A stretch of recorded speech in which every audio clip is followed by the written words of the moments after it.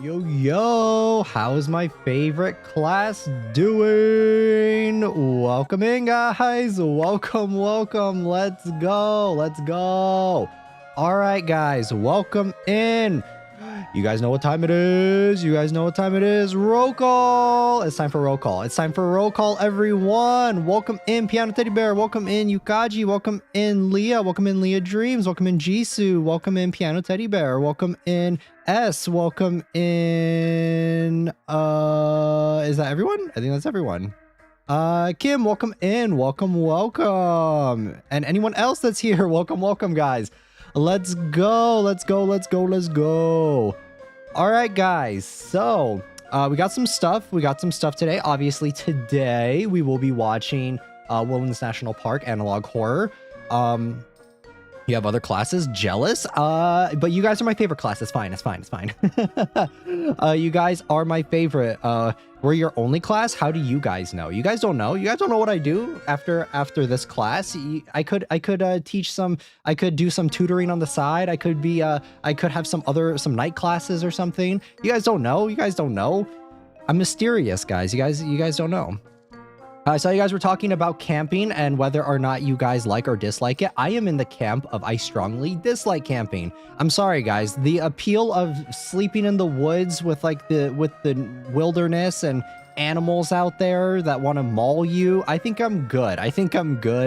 Rowan, welcome in as well. Welcome. Yeah, guys, I'm in the firm belief of I think camping is dumb and we are a civilized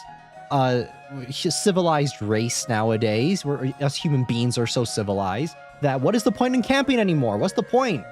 There's bugs, there's a ton of wildlife.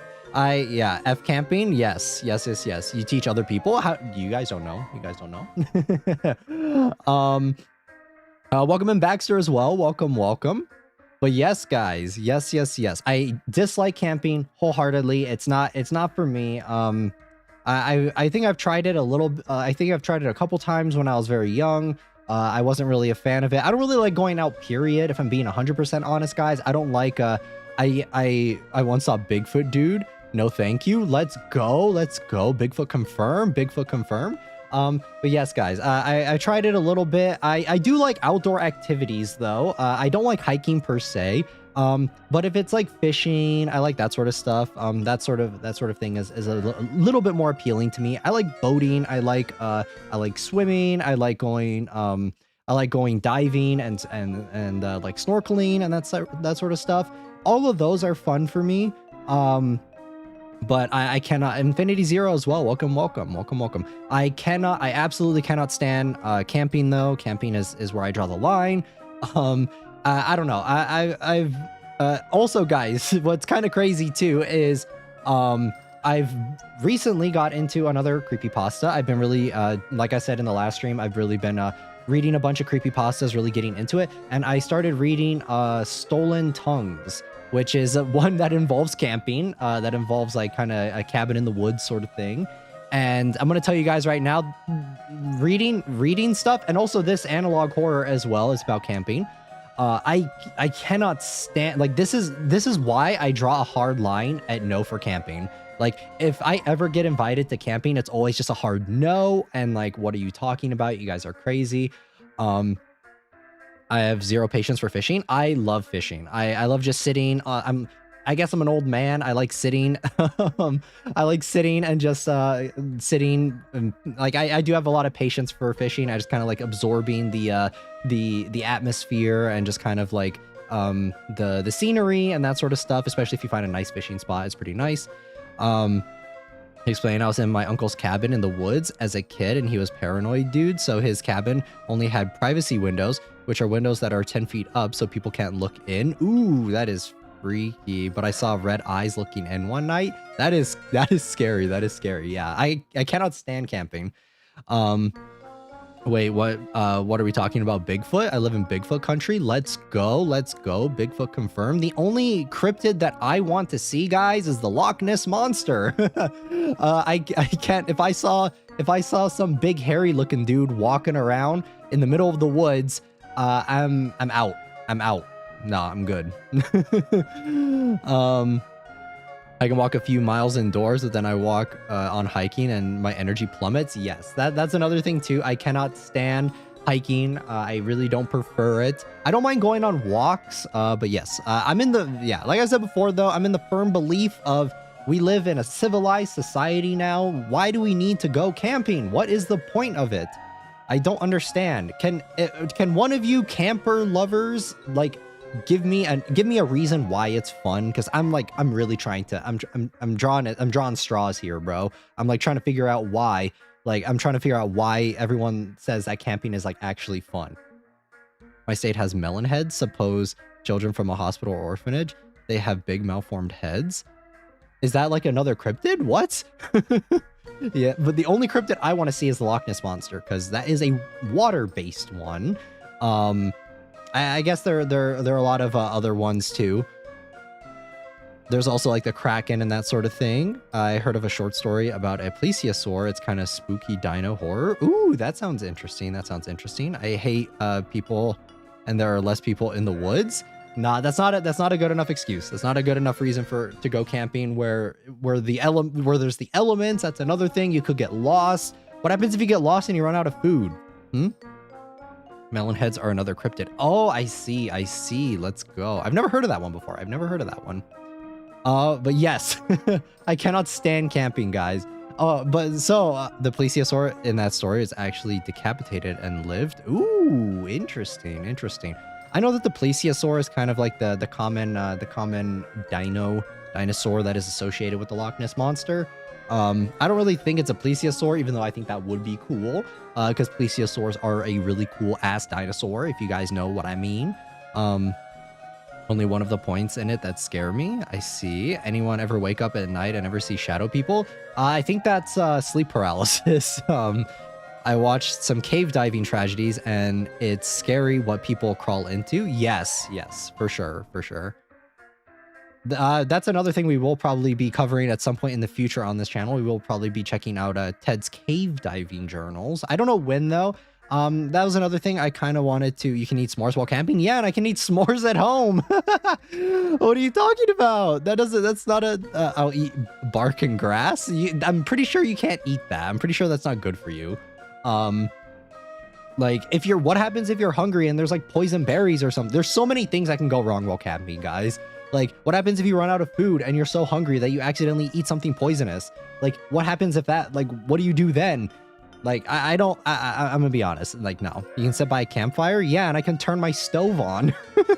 I can turn my stove on and have a fire. Or I can light some candles. Like, what? You guys are not gonna win this argument with me. Anything you can come up with, I can come up with a retort for it. S'mores at home are not s'mores? Yes, it is. It's the same fucking thing. It is the exact same thing. I almost forgot about this stream. Welcome in, Radio Ket. Welcome. You ever get lost in the woods? Fuck it. Build a house. You went from being lost to now living there? Severely improved your predicament? Nah. What happens if you run out of water? What happens if you can't find like a stream or something? What happens if that's another thing. Water. What happens if you run out of water? S'mores over a fire or no s'mores at all? Guys, I'm telling you, I can literally just turn on my fucking stove. Like, what? I can't exist in the trees that are the wild. There's no Cheetos or gummy snacks. Yes, exactly. You can't go picking gummy snacks in the middle of the... You shouldn't. If you find any, you probably shouldn't eat any. I can't talk about it being fun for everyone, but like it really matters how much you love nature and hate civilization. So is it kind of like sort of like a human race versus civilization sort of thing, where it's like you're trying to prove, like, is that how it is? I'm safe. I played Minecraft once. You guys are cooked. I guess I'm extra cooked because I don't play Minecraft. You can fight a bear? I don't want to fight a bear. I don't want to fight any wildlife, bro. Like, what? What do you mean fight a bear? Honestly, love the tree smell of nature. Yeah, I'll just buy a candle. I'm being honest. I'll buy that, like, that wilderness. Not what I meant. No problem. We're just poking fun, Ness. Don't worry. We're just poking fun at I'm just poking fun and everyone else is just poking fun at camping. No problem. We're not being serious. We're not being serious. If you find gummy snacks on the tree, wander into a fey forest. Oh, like Fae, like fairies, like from Fate. Everything for me is a Fate reference, guys. I absolutely love Fate. It is my favorite. Sensei, don't touch grass. I do not, or I guess that's not true. I do touch grass occasionally, guys. I'm not a complete recluse. I do go outside, but I'm just saying I prefer to stay in civilized areas. The retorts is getting funnier each time. I mean, people usually go camping to take a break for... Oh, okay. I see. I don't know. I've watched too many... I've watched way too... Like, I've always kind of had a fear of like, nature and that sort of thing. I've always kind of had, like, an innate fear of it growing up. So my boyfriend must like nature. Let's go. We should have at least fought one bear in all of the centuries you've lived. I've never fought one bear, guys. Never. Maybe try glam camping. You bring a trailer with all the comforts of civilization and do a mini hike. Yeah, but then it's kind of creepy if like some person's like stalking outside your like little trailer thing, whatever, and you like hear stuff. Guys, I'm sorry. I'm so paranoid when it comes to that. Like I can't do it. My heart physically cannot take that. Because like I've seen so many horror movies, and since I've started reading creepypastas too, like guys, we're gonna cover it at some point on the channel for sure. But was it Stolen Tongues? I think that's what it's called. That creepypasta has like forever scarred me of just like scary shit like that, man. What if the ritual happened to me while I'm camping? Oh, like the movie from like that one movie called The Ritual. That's another thing too, where those guys got lost. I'm gonna eat Cheesecake Factory and see a cool show. Let's go. But yes, guys, when it comes to stolen tongues, it's kind of perfect that we are covering Woodlands National Park today, because I did read that creepypasta, and it is absolutely scarred me. It was absolutely scary as fuck. I don't think I can ever like... It's like scarred me for camping and like ever wanting to do anything like that ever again, going to remote places like that. And I am so scared of it, because it is so freaky. Like the way that it's paced, the way that it's written, it's great. Don't get me wrong, it is so perfect. And we are gonna cover that creepypasta at some point on the channel. But yeah, it was amazing, very well done. But it has forever turned me off of ever wanting to do camping or anything of the sort ever. I've already kind of had like a big nope on that, but watching that or watching and reading that is a big nope. Back in high school, we when we went on a trip to the mountains, me and another classmate were making jokes. I can take a bear. Let's go. I cannot take a bear. The bear would eat me and I would die, and that would be the end of it.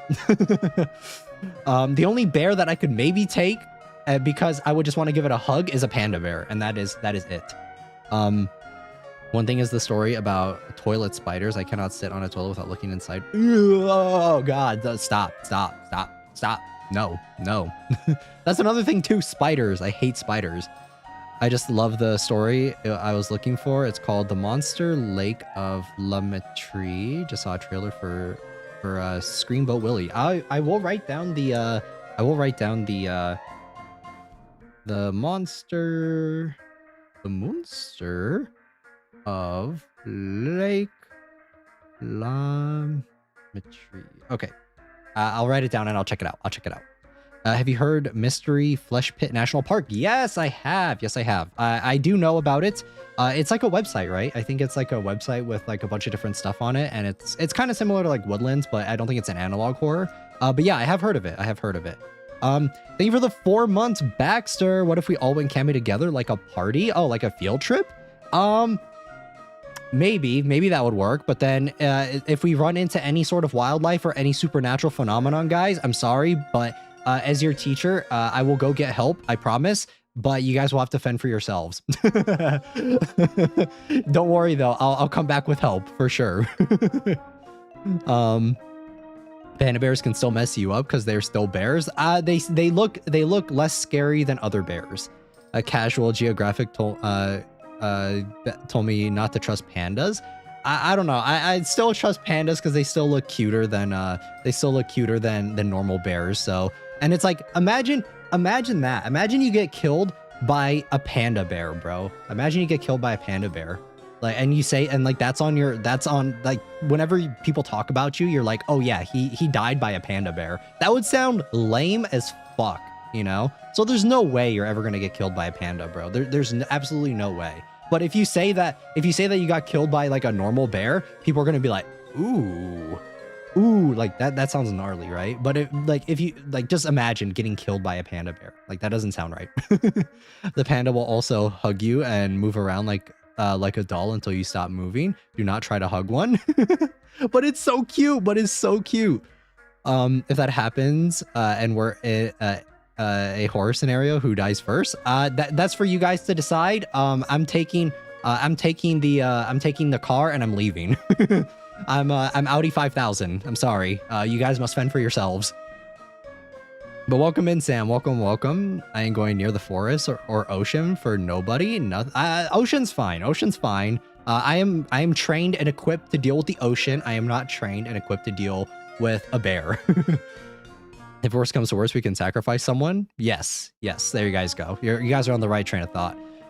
Panda nearly killed someone. Nearly took his leg off. Are you guys for real? There's no way. There's absolutely. You guys are kidding, right? I like don't believe you.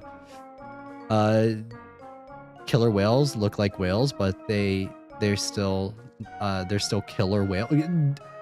No, listen, guys. Killer whales are not killer whale. The only thing you have to worry about from a killer whale is it killing another animal in the ocean. That's why they're called killer whales. There's been no reported documents of a killer whale hurting humans because we're just not interesting to it. At least not if they aren't in captivity. If they are in captivity, then there's a huge chance that a killer whale will lash out because it is still a wild animal and it's being kept in. But you don't have to worry about killer whales. You have to worry about sharks. You have to worry about jellyfish. There are a lot of other things to worry about. Killer whales should be the furthest from your mind when it comes to the ocean, guys. Leave panda part out of the death reason and just put bear. Yeah, I guess, yeah, that would work. That way it sounds like you died a badass. It's like, yeah, he died fighting a bear.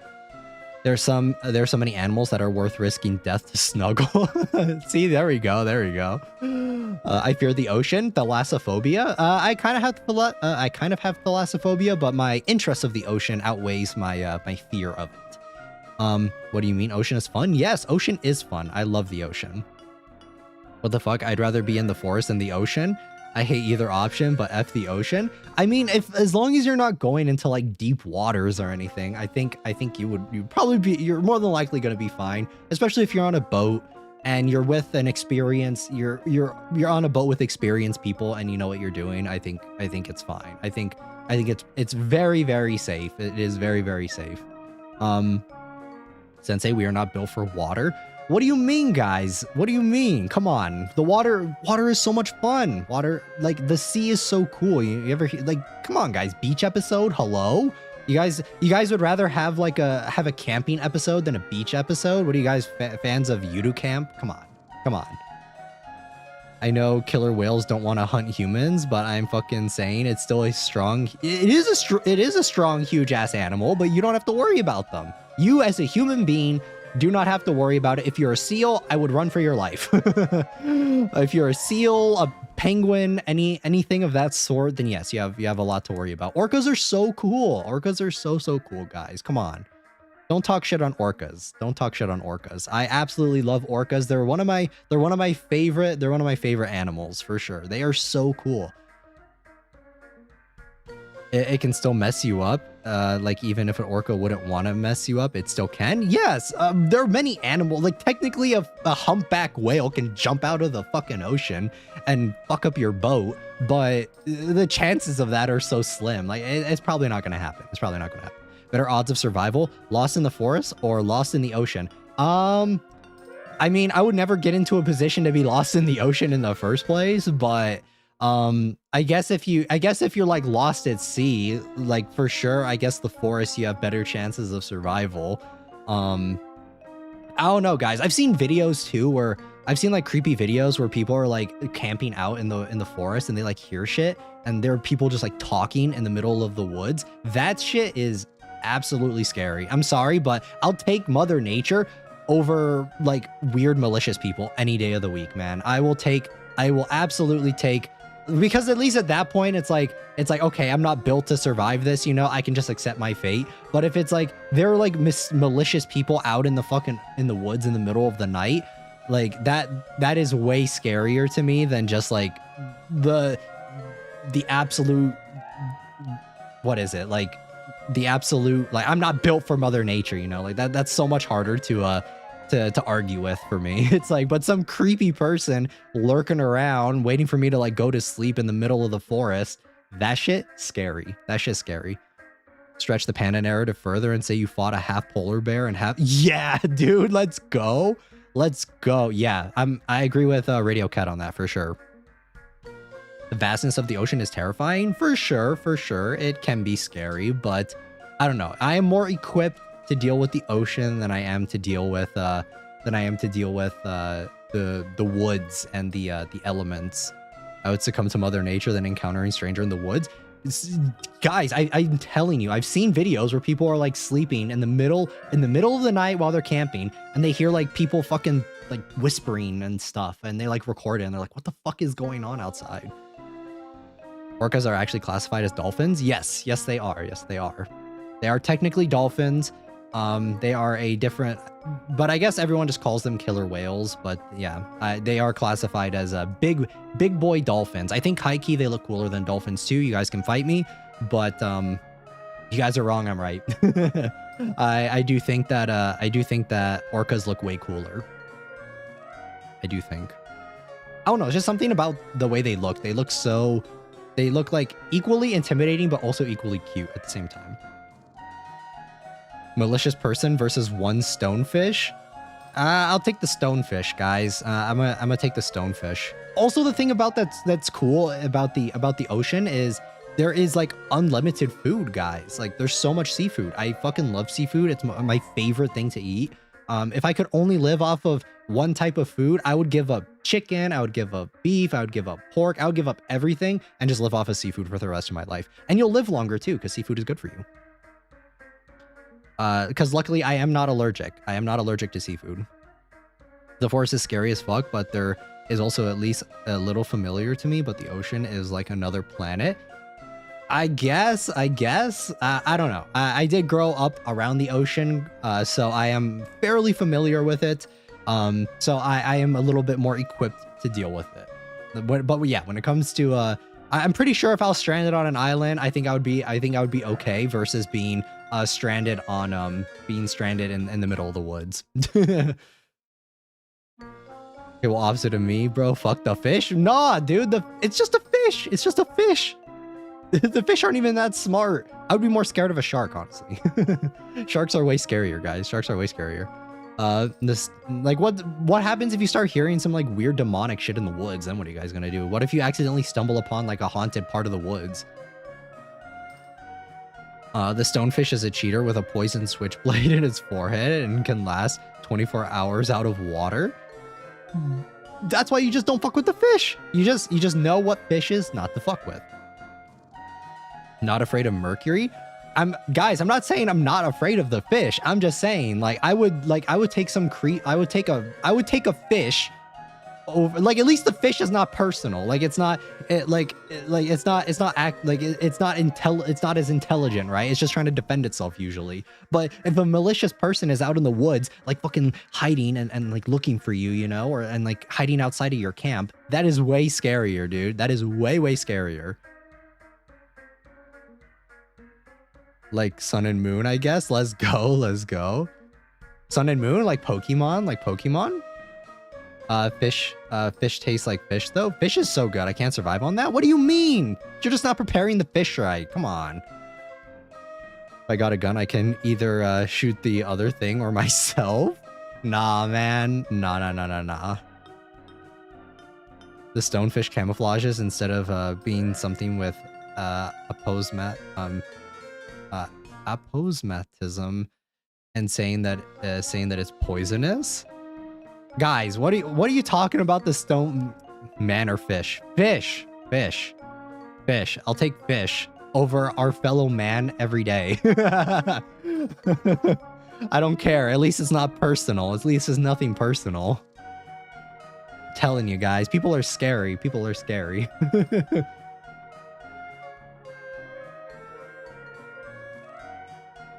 That's why you just gotta be. That's why you just gotta be careful. You just gotta know where you are in the. That's why you guys just gotta know where you are in the ocean. About the chickens and eggs. No fishy fish. Aw, come on, come on. Seafood is so good, guys. There's so many good different types of seafood. Like there is fish. There is fish. Sure.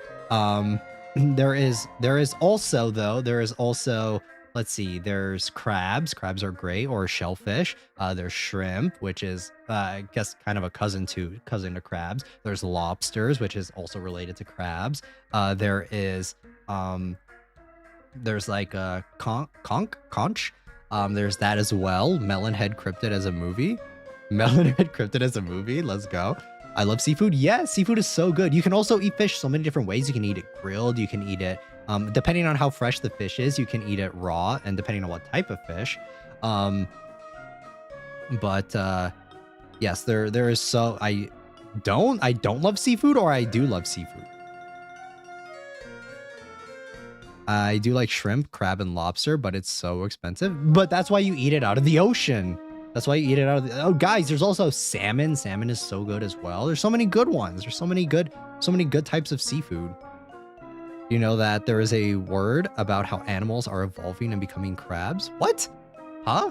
I do know though that what is it? Bugs are actually kind of related to insects. I don't. Aw, it's so good. I love seafood. I absolutely love seafood.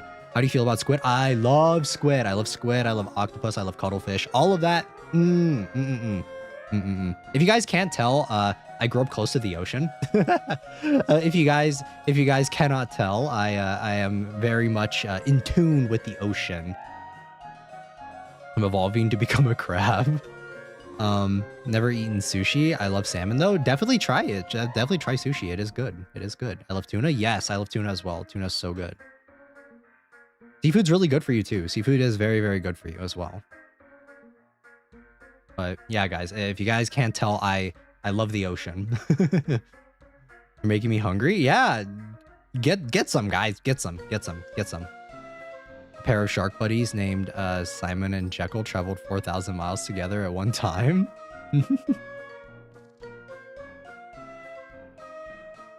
But yeah, guys, when it comes to the two, you ate Squidward?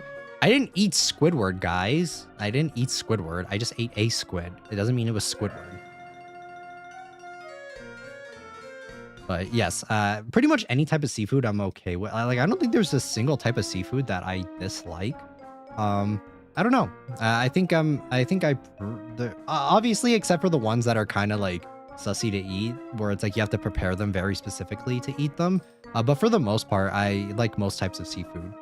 Like, I don't think there's a single type of seafood that I like actually cannot, I absolutely cannot eat. So yeah, I'm pretty okay with that. Sometimes though, like so the difference is like for me, when it comes to seafood versus like other stuff, I grew up in Greece, not there anymore.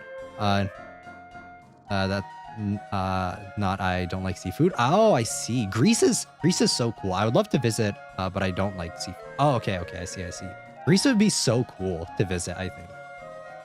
It'd be really, really cool to visit. Greece sounds like such a cool place. But when it comes to seafood, guys, like I can eat that like nonstop. Like I can always find different ways to prepare seafood and eat seafood. But when it comes to like chicken, beef, pork, and that sort of stuff, if I eat it too often, I feel like I get really tired of it. It's like the flavor of it.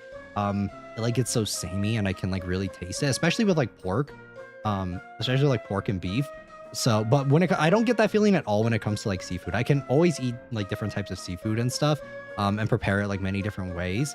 But yeah, when it comes to like land animals, eating them a lot, I definitely get a little bit tired of them if I eat at a specific, like if I eat it too often, no matter how many different times I prepare or how many different ways I prepare it. I got to see geographic videos, very enlightening. Ooh, I see. I tried eating octopus once and it was okay tasting. Like it tasted like shrimp, but it was so stupid chewy. I could never stop chewing it. It depends on how the octopus is prepared. If you overcook it, most seafood, if you overcook it, it becomes too chewy and it tastes and it kind of turns into like the consistency of gum. So you guys would have to see how to properly prepare it. Because any type of seafood, if you overcook it too much, it turns like really chewy. It's the same thing with shrimp too. If you overcook it, it almost becomes rubbery. I'm so tired of chicken. Yeah, see? I kind of get that. Red meat tastes more gamey, but chicken and eggs taste purer. I do think that chicken tastes lighter. But yeah, I do think I don't mind eggs, but even eggs I get kind of tired of eating. I can't eat deer all the way, too gamey. I've tried deer, I think, like once in my entire life, like once or twice maybe. And I honestly don't remember it because I think I was so young when I tried it, but I would have to try it again to really get an opinion on it. But from when I tried it, what I remember when I was younger, it just kind of tasted like beef to me. So right now, no comment on that. I would definitely have to try it again. Yeah, I think that's kind of my opinion on deer. I've also had lamb and goat. I think those are classified as the same thing. I think that when it comes to lamb and goat though, I think it tastes really good. Indian style preparation. I think it's really good. Deer and rabbit, not worth eating in my opinion. I saw that some people eat like bear. I've seen videos of people like cooking bear. I'm like, where the fuck do you buy bear? You just go to your local grocery store. I'm like, yes, can I get a pound of bear, please? Like, where in the fuck do you buy a, like, who, like, what? I've never heard of that. Squid hunts in, Humboldt squid hunt in thousands. Yeah, I have seen that. I've seen that. Humboldt squids are pretty aggressive too, I think. But yeah, I've seen videos where people eat like some of the craziest stuff. I'm like, where the fuck do you buy bear?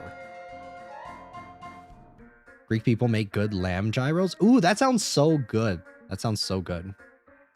Why would you eat bear? I don't know. I've seen people eat it. Like I've seen people like make stews. I don't know if you guys have seen like Binging with Babish. I saw like in one of his older videos, he was making like something from a game or whatever. And he like fucking cooked bear. I was like, why would you buy bear? Where do you get that?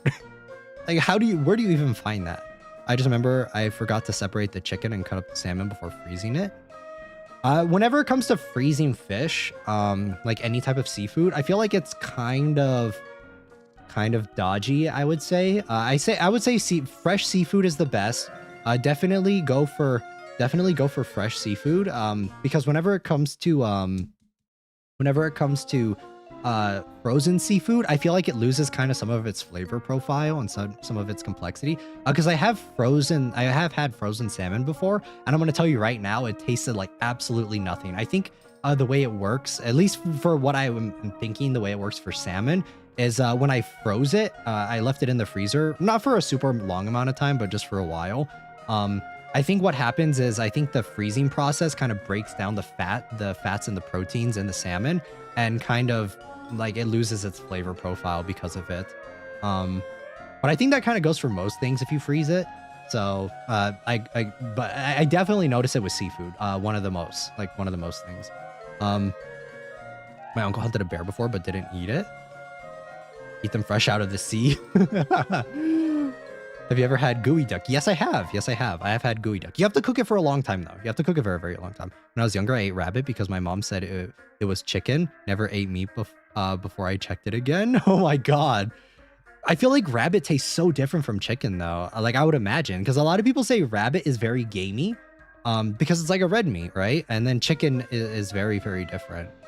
So yeah, I've never tried rabbit either, though. It's just like bear. It's to me, it's like how would you eat that? Like where would you get that? I refuse to eat living food or food that is cooked alive. I'm not saying you have to cook it. Like you can kill it. Like when it comes to killing seafood, you can kill it humanely and then eat it. But I'm not saying you guys have to like cook it alive. My child mind did not make the connection. Whenever it comes to eating, whenever I hear people that whenever I hear that like cooking rabbits, it always kind of makes me a little sad because I think rabbits are so cute. Whenever I see like people like cook rabbits, I'm like, oh, they're so cute though. They're so fuzzy.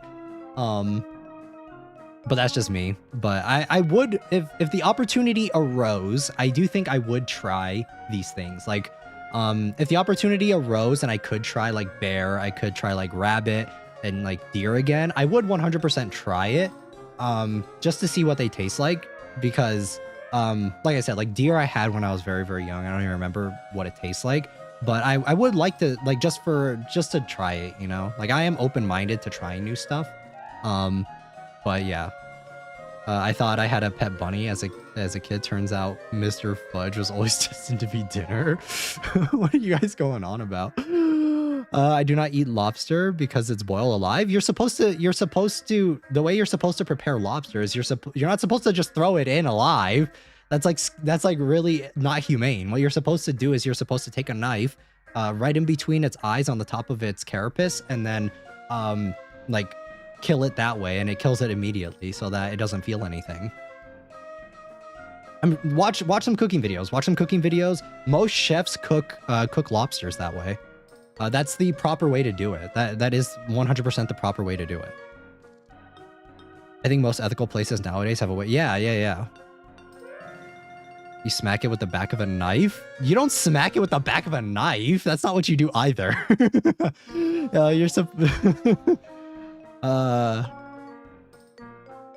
I once looked in my yard and saw my dad skinning a rabbit. Oh, yeah. No, stop. I've also never had frog. I don't know what frog tastes like, guys. I don't know if any of you guys had frog, and if you guys have, what does it taste like? I've heard it tastes like chicken, but I don't know if that's true. I don't know if that is factual. If any of you guys have had frog, let me know and confirm or deny that it tastes like chicken. Everyone says everything tastes like chicken. People say that eating like alligator tastes like chicken. People say eating frog tastes like chicken. Like everything tastes like chicken, I guess. Frog is pretty popular in my country. Ooh, let's go. Does frog taste good though? I would always imagine, because guys, I don't really like bones.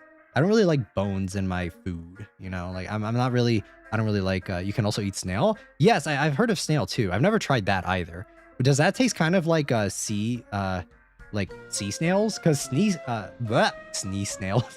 sea snails kind of are very good. Like conch and gooey duck technically I think is classified as the same thing. I think those taste pretty good.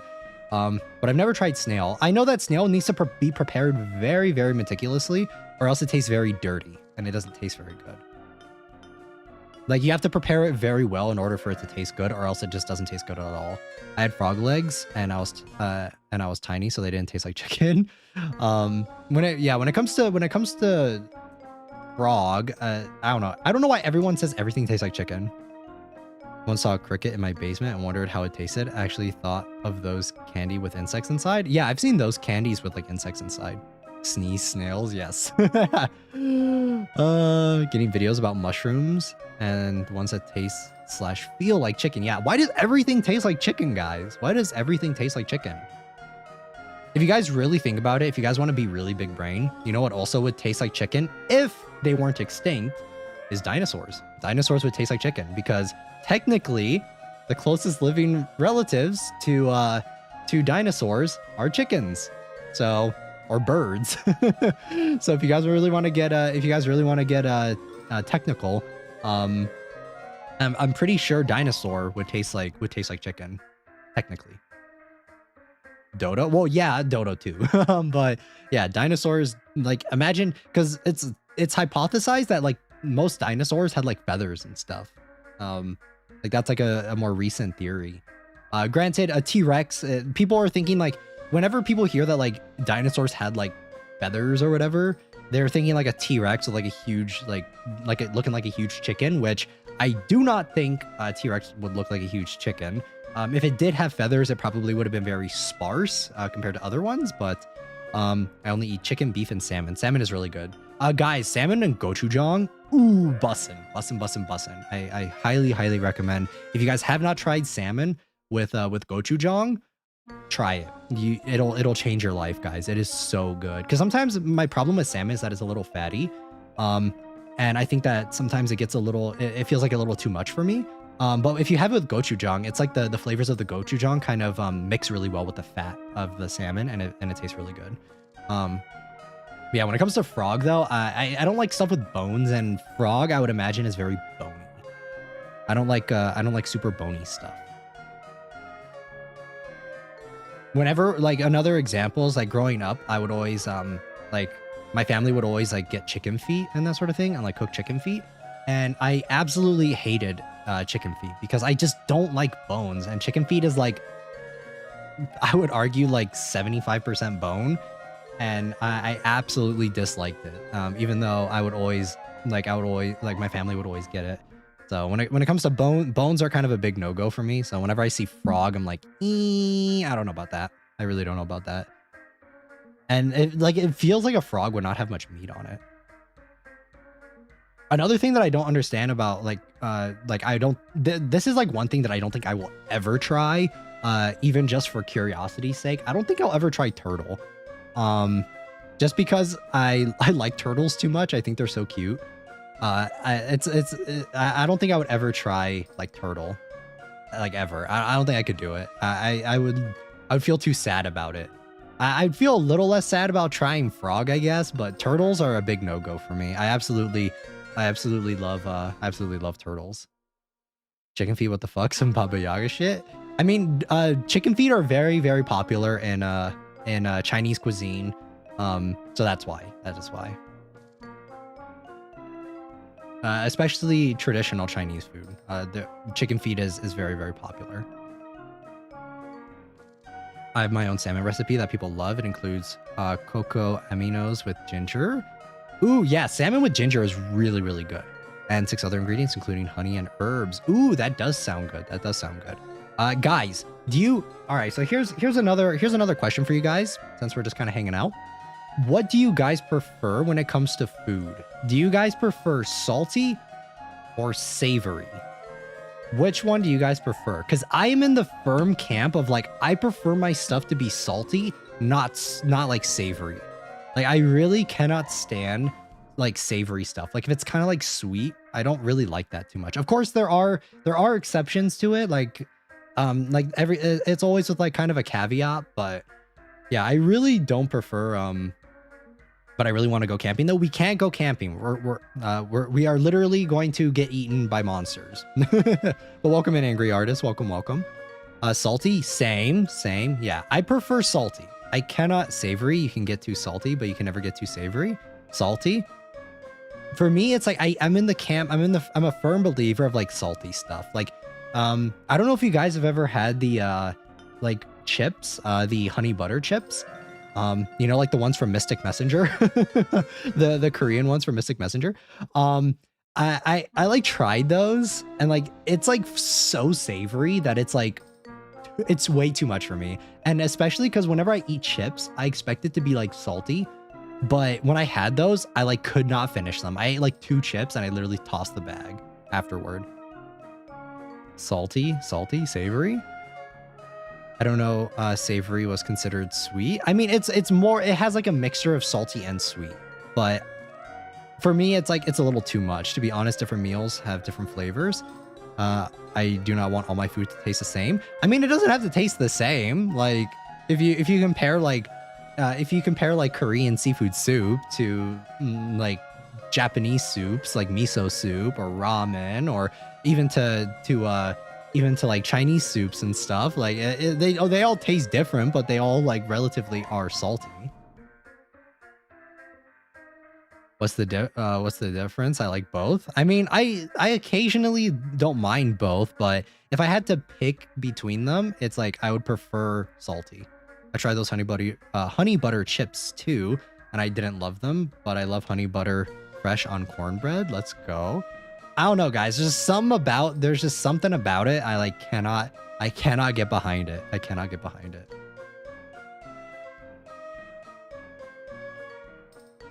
But also sorry, sorry, Baxter. I'm sorry. I got so distracted. Thank you, Baxter, for the $2. Thank you. That's fine. We'll all be eating when you come back. Thank you, Baxter, for the $2 super. Thank you. I'm sorry I missed that. I got so engrossed in talking.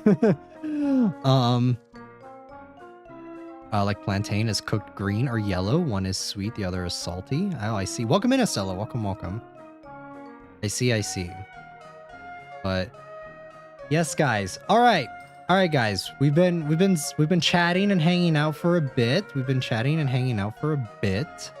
Also, AC Kennedy as well. Welcome in. Welcome. We've been chatting and hanging out for a bit. There is a couple other announcements that I want to make before we get into the analog horror. Remember, guys, this will be, or I guess this is kind of an announcement. This will be the final analog horror that we will be covering for a little while. Like I said before in the previous stream, I kind of talked about it a little bit. This will be the final analog horror that we cover. We will be occasionally dabbling in some other analog horrors as they come out. I know, before you guys remind me, I do know that Vita Carnis has updates currently coming out. We will be going over those. I think I'm going to wait until the season is over for Vita Carnis before we just kind of do all of... what I'm thinking of doing is once the season is done, we're going to watch all of Vita Carnis again, except for season 1 and 2, back to back, and kind of do it that way. But I'm going to wait until season 2 is done and concluded. That way it kind of makes for a more seamless stream that way. But I do know that Vita Carnis is continuing. But yes, this is kind of like the last... I know that there are other analog horrors out there, and we might cover some of the other ones along the way. But yes, this will be the final, at least until further notice. Like I said, though, we will... it'll no longer be like a weekly thing, is what I wanted to say. I've already been kind of slowing down on the analog horror just because there really aren't that many to cover, and not that many that I would think would make for a fun stream. So yes, this will kind of conclude. This will kind of serve as a wrap up for the analog horror stuff. Last analog in terms of creation day, aka we've seen them all. We've not seen them all. There are other ones, but I don't know if they would necessarily make for like this. I don't think the stream would flow as well for some of the other ones. I might make videos on them depending if I want to cover them. But this is like the last analog horror that I like for sure wanted to check out with you guys on stream. But yes, we will still cover them, but it'll just not be on a weekly basis sort of thing. It'll just kind of be like if I decide to cover one because something new is out that it looks interesting, or if there's just to kind of take a break, because guys, on Thursdays from now on, we will be doing creepypasta analysis. We will be having a new class essentially. So instead of analog horrors, we should make an analog horror. That would be epic. That would be very cool. But yes, guys, this will be the last analog horror watch along, or not the last one, but the last one where it's kind of like a weekly thing. But there is going to be a new class called Creepypasta 101, and it will be starting next week. It is a new class with you guys, where we will be, we're going to have a new background and everything. We're going to have our own, I am working on a brand new background and everything, a classroom background, and it's going to be very different. Have you ever eaten Japanese nuts? Those are savory and salty. I usually don't eat nuts that much. Older creepypastas are sometimes silly. Yes, they are. But yes, guys, we are gonna have a brand new background and everything. It's gonna, I'm working on it. It's gonna look really cool. I think you guys are really gonna like it. It's gonna be, it's gonna be like, essentially it's gonna be like this kind of background, but it's gonna be like a classroom, and we're gonna have like bullet points. I'm also going to try and see if I can get a way to read off, like have it on screen while I'm reading it as well. That way you guys can follow along as well. But I'm also going to have bullet points on like a whiteboard so that you guys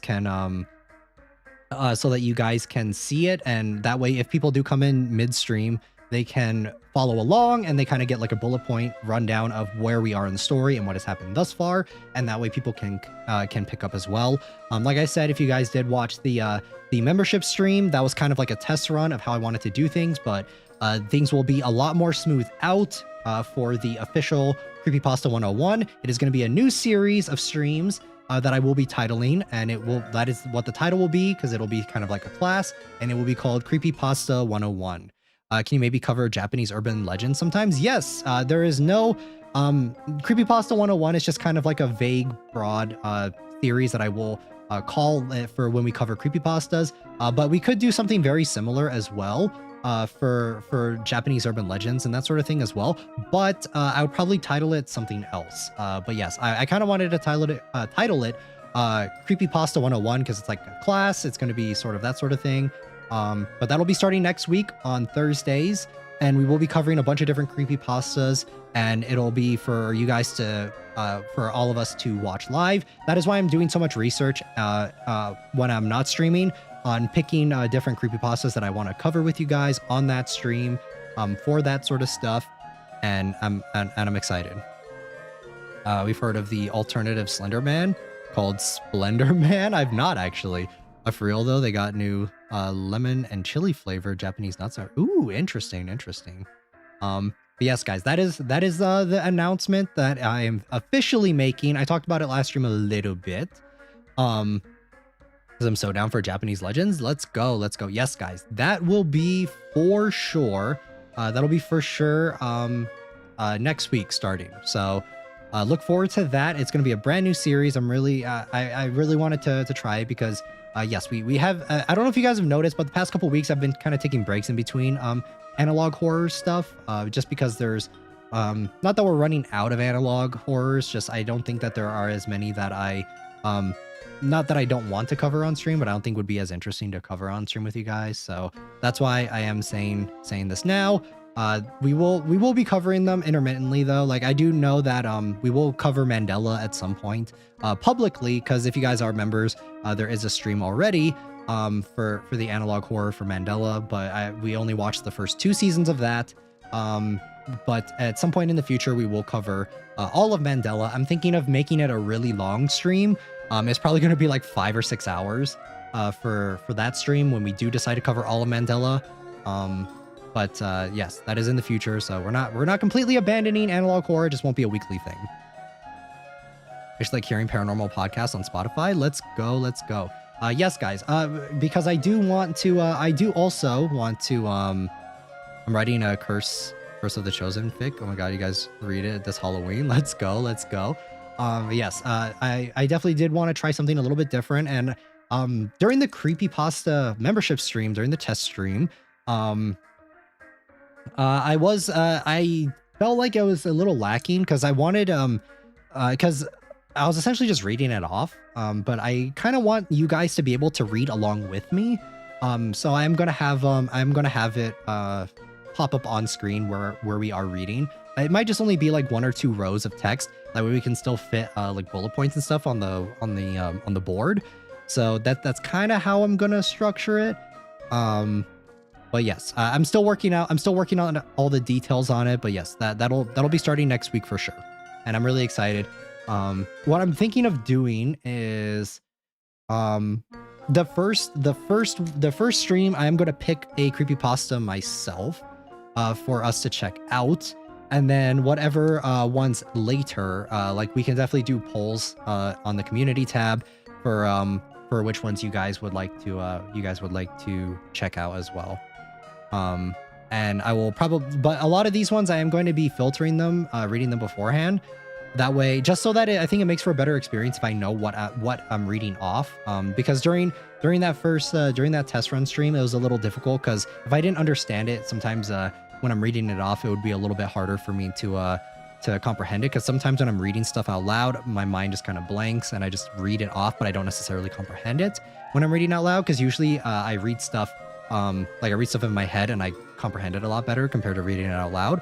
So yes, during all of the creepypastas, I will be filtering and checking out before we actually do the stream on it.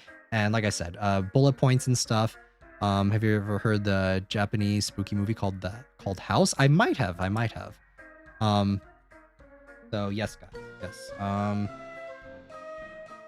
That is the plan for next week. I hope you guys are excited. I think it's kind of fun. I gotta go now. Good night, Yuki Sensei, and good night, everyone. Thank you for stopping by, Jisoo. Thank you.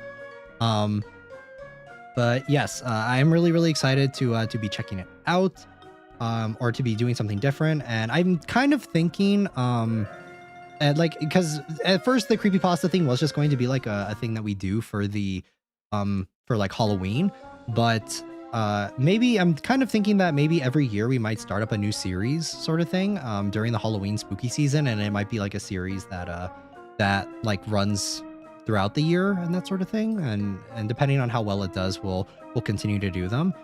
But yeah, that's kind of what I'm thinking. Also on Halloween, we will be doing our movie ranking, our movie tier list, our like horror movie tier list.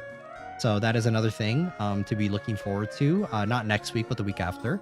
But yes, I think it's perfect, though, that we're starting up a new series during the spooky season, because I think it's like kind of perfect timing. And like you guys are suggesting, it doesn't just have to be limited to just creepypastas. We can definitely check out urban legends and stuff. Urban legends would be a little bit different, though, I would think, because what I would do is I would actually prepare stuff beforehand, kind of like a slideshow sort of deals, and just kind of prepare like things to talk about during the stream and that sort of stuff. It's an older movie, but the effects are still good, but it's really freaky and surreal because of the crazy old effects they use. Ooh, interesting. But yes, guys, that's kind of the plan for the future. That's kind of what I'm thinking. But yes, I'm really excited to be trying out something new, and I hope you guys will like the background, the new screen, I guess, the new classroom, because we are going to be switching it up quite a bit than what we normally do. So it's very exciting, and there are a lot of different things that we can do for it, and instead of just one specific thing. So all right, guys, that is the big announcement. Also on Saturday, a couple days from now, we will be playing Mouth Washing. The waiting room is already up for that. I already made sure to get that up for you guys, so you guys can definitely check that out. That game is going to be awesome. I hope you guys will tune in for Mouth Washing. It's going to be absolutely awesome. I think it's going to be very creepy, very scary, cosmic horror. If you guys like Event Horizon, like I said before, I think you guys will really like it. I think it's going to be a lot of fun. So get ready, guys, for Saturday, because I think that game is going to be a fucking roller coaster emotionally and scare-wise. So waiting room for that is already up. And I think without further ado, though, we are going to jump into Woodlands National Park. I think we're ready. So much to come. Yes, guys, there is so much to come, and that's not even including the face change that will be happening in late December to potentially early January, guys. So that is another thing to look forward to as well.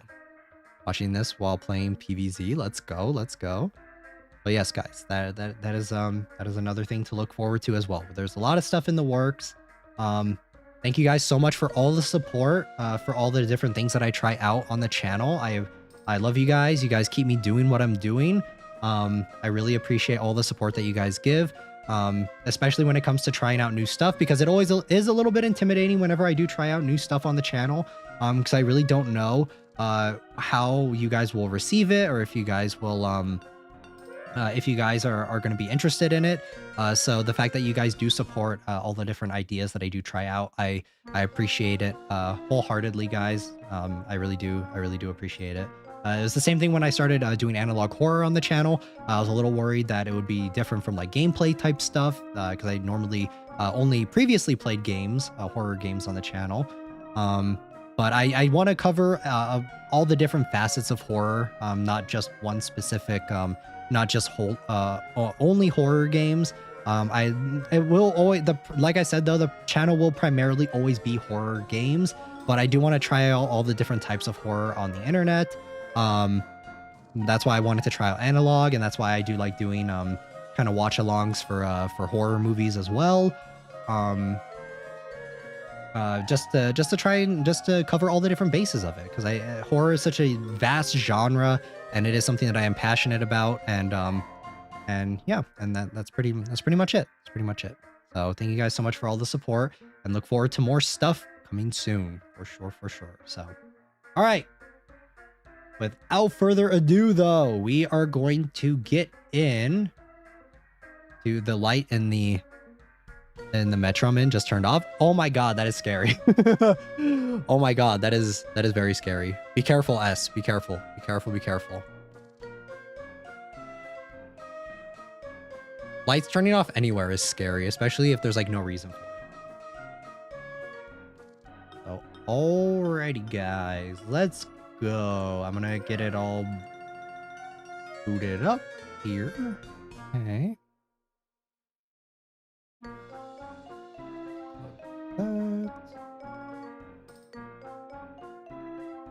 All right.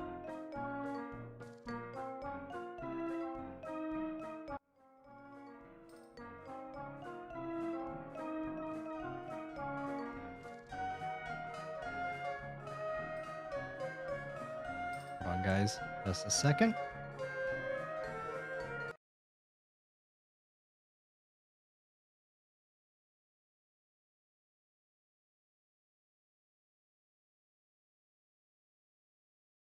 Okay. Let's go hiking. Let's go hiking.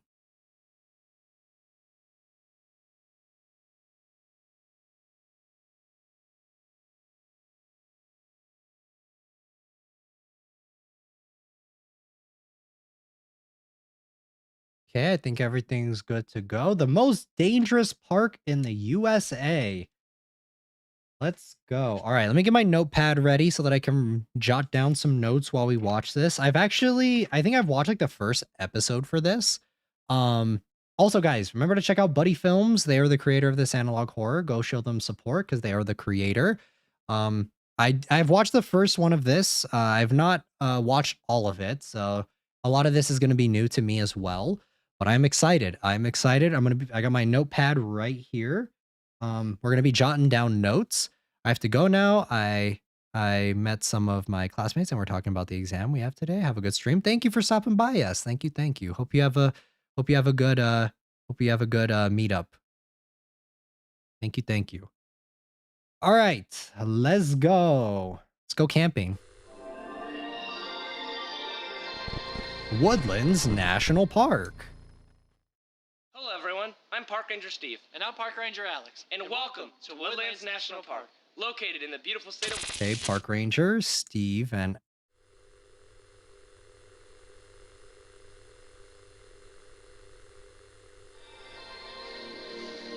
Said Alex, right? Alex and Steve?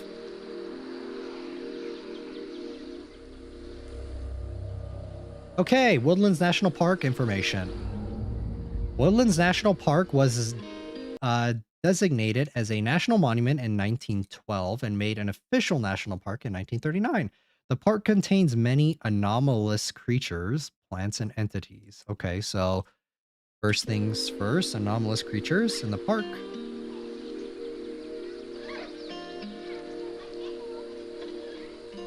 1939.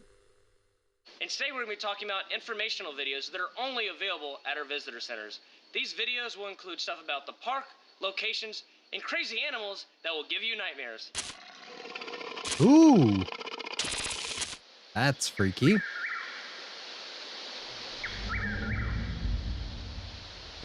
He's standing right there. Videos can be... Was he actually... Was there something there? Or was I missing? I don't see anything.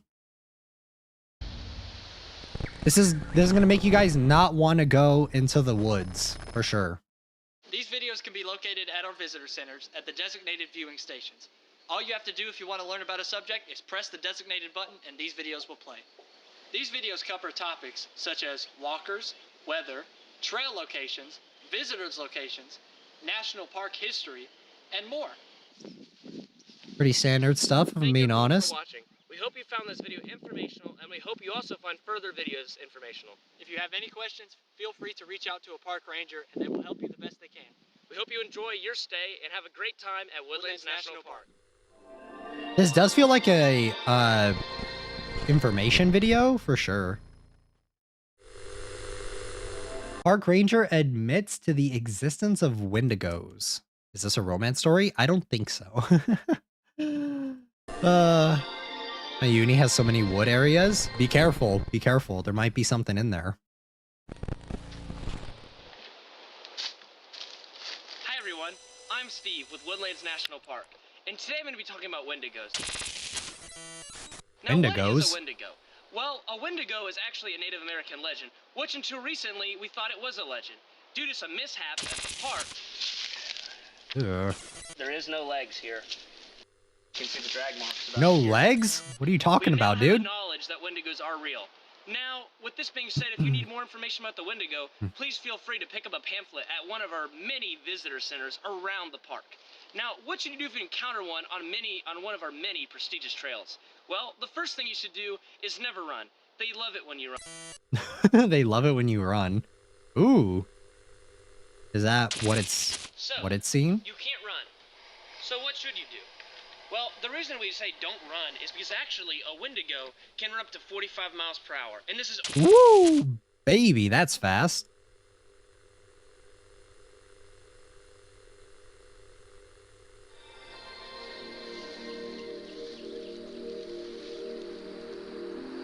They run very quickly.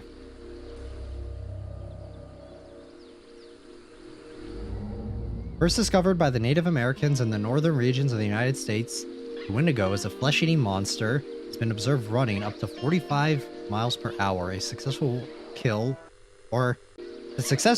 a wendigo, the heart must be removed, okay? The best course of action is to slowly back away. Make sure you watch your footing so you don't step on any loose debris. Once you've reached a safe distance, please speed up and reach one of your local visitor centers or one of your local officers. From then, please let them know the location and time of your sighting so we can close the area off and prevent any further casualties. What happens if it leaves the area? Hey, John, what is that? John, we gotta go. John, we gotta go. Oh, John, we gotta go. wait, I thought you said don't run. What the fuck? They said don't run. Are they unreliable?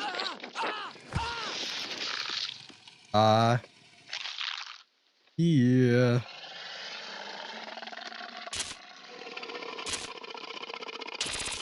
Ooh, that is so creepy. Okay, so they're unreliable narrators. They ran. Are they feeding it?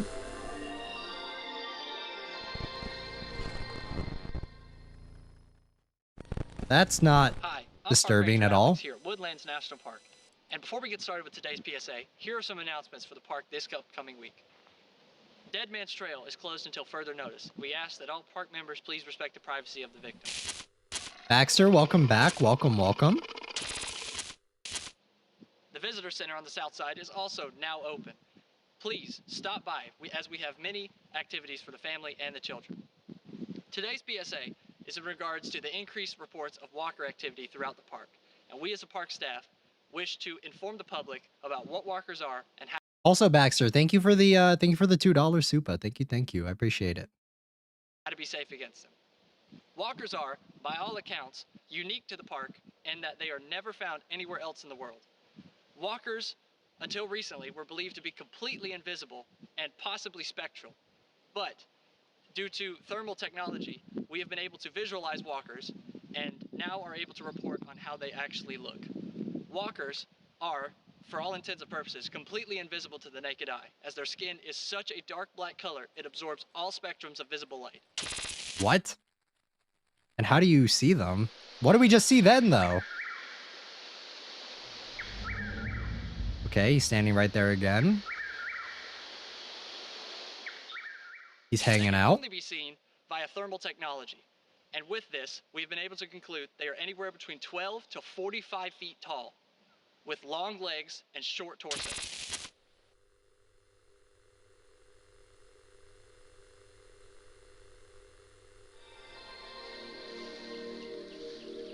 Park brochure.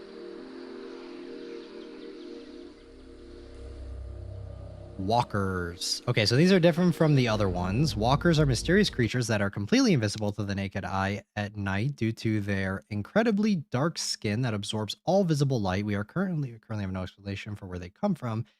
They're estimated to be from anywhere from 12 to 45 feet in height. That's quite a range. So walkers are different. Capable of producing high levels of radio waves from their bodies. This will cause any radio in the immediate area to produce static. This is theorized to be some sort of language. The walkers are to the walkers, but efforts to decipher their signals have been unsuccessful. Okay. So we have Wendigos and walkers. We have two different types of things. What do these guys do, though, other than emit radio waves? While the walkers are incredibly dangerous creatures, there are measures you can take to ensure your safety and still have an enjoyable time here at Woodlands National Park. Firstly, we urge you not to leave the designated camping area. The designated camping area is walled off, well lit, and well protected against all outside threats at the park. And we urge you not to leave, as it is your safest place to be. Secondly, we urge you not to let your campfire die out, even late at night. Keeping your campfire stocked is your last line of defense against any threats that may want to hurt you. Thirdly, if you have any FM radio or AM radio, or does that mean you don't sleep at night? What the fuck? That if you hear static late at night, please respond with the words, Ranger, Ranger. If you do not hear a designated ranger with a badge number respond to you, please ignore, as it is a walker. Oh my god, so... understand how exactly this is possible, but we can confirm it is indeed a walker. So they can mimic rangers. That's great. And they're essentially like the enemies from Silent Hill, because they fuck with the radio. Nice. It's nice that they at least notify their presence, you know? It's cool. That concludes today's PSA. If you have Running didn't help them, so I guess they right? Yeah. Brochure in the visitor center. That's all for today, folks. Happy camping here at Woodlands National Park. Looks like a chicken. Looks like a deer or something. Okay, so nice. We got some notes on this. So basically, I'm the MVP in this scenario. Let's go. Yeah, Radio Cat. All right. So next one, the Dyer Corporation hunts down Wendigo footage. Woodlands National Park. Let's go. Let's go. Let's go. Gamma level clearance required. This program is considered highly classified. Any persons viewing this film without gamma level security clearance are subject to immediate termination of employment and benefits without warning from the Dyer Corporation. Your discretion is advised. You love to see that in an analog, right? Interesting. On June 3rd, I think that's a third, that says 3. 1975, the Dyer Corporation received a call from Woodlands National Park regarding the recent death of one of their production staff, John Stewart. Footage recovered from the scene revealed that the cause of the death was an encounter with a Wendigo. Oh, so that's what we just saw.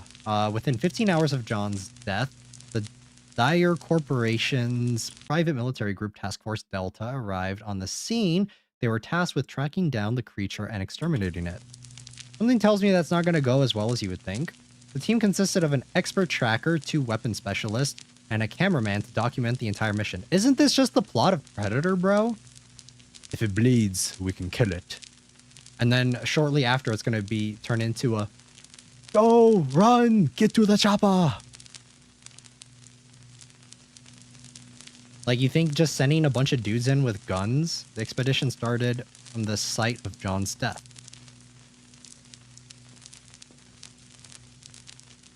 Yeah, I really don't think this is going to work out very well. They followed the creature's trail to the riverbank, where they found a shallow place to cross.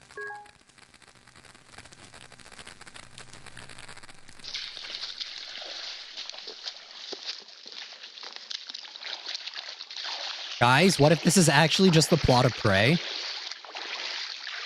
What if this is actually like Prey? Because doesn't Prey take place in like the mountains?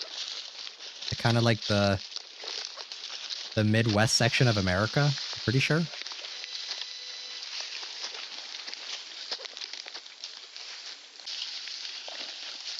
surely guns will stop a supernatural force. Surely.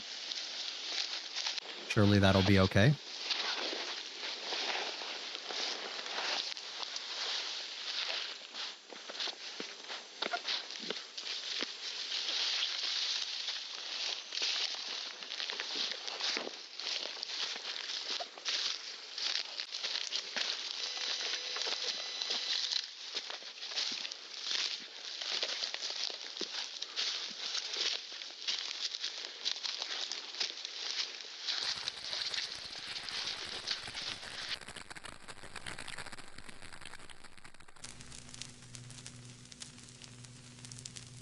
At the halfway point, the men set up camp for the night. The mission resumed early that next morning. This is a long-ass trail. An off-trail campsite was discovered approximately 63 miles from the Dead Man's Trail on the second day. I can't read that fast. Okay. Interesting.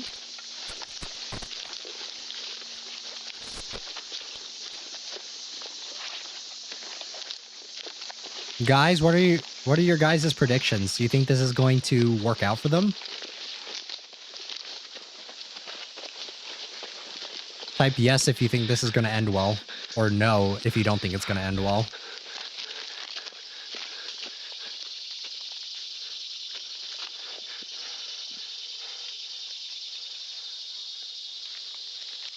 What if it's just like actual campers that are just hanging out here? Then what are you guys going to do? Imagine if there are actual campers inside these tents and they're just like, yeah, yo, what the fuck? Why is the military here with guns? No.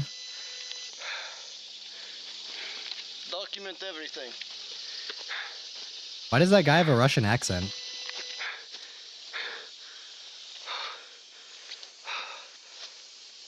He's like, document everything. Das Vitania.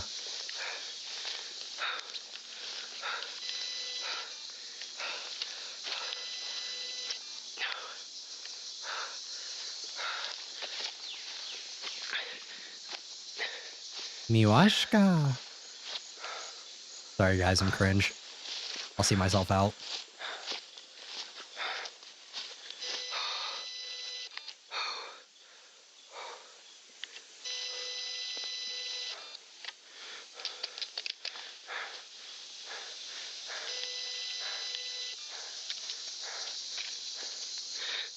It's warm.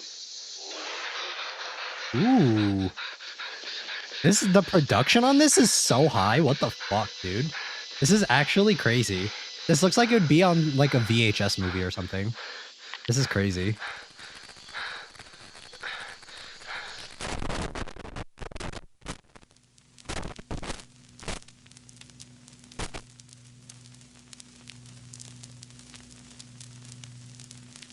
Delta team, wait, what? Delta team held their position till nightfall.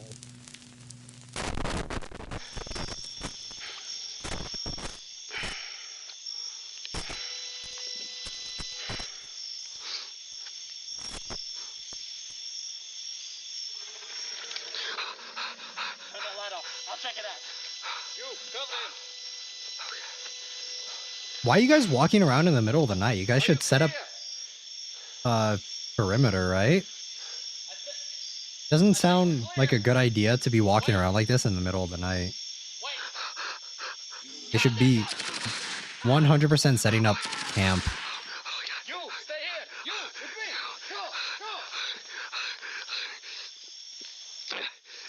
Go.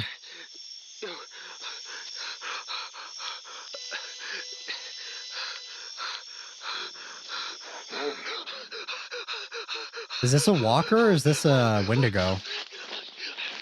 Oh yeah, right into the bloody tent. Like that's gonna save you. Like it worked so well for the campers. This worked really well for the campers, so... Oh nice, there's a hole in it too. Okay, that's a Wendigo, for sure. For sure. Ooh.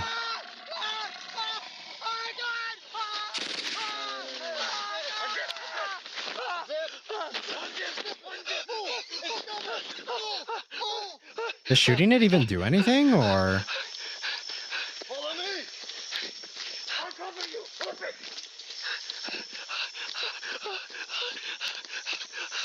I feel like in times like this, they should just like get into formation, cover each other's backs, and like stick together instead of running so like this is so messy, like disorganized. What are you guys doing? Nice. What an uplifting video. Well, I'm sure those guys were lost.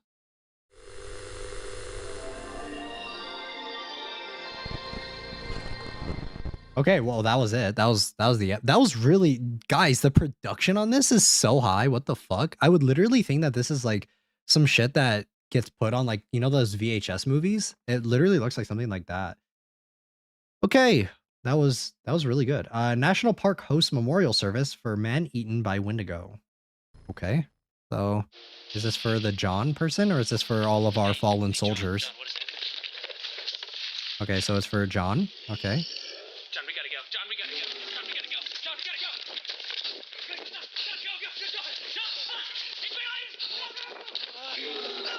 You guys aren't supposed to run. Amateur move, guys. Come on. What is this, their first day?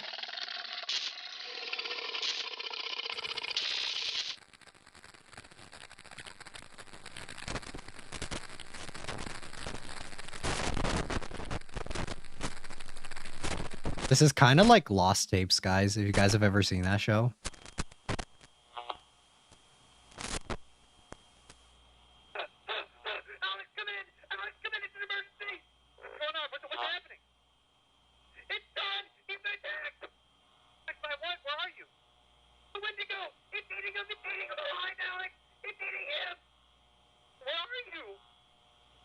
He was eaten by a Wendigo?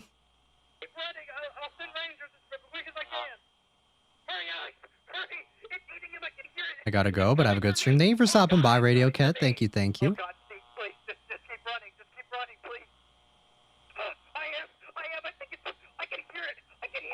I have a feeling that they're bullshitting when they say, like, don't run away from it. Because why are they running away from it when they're telling other people not to? Like, that doesn't make any sense. Is this the end of Steve?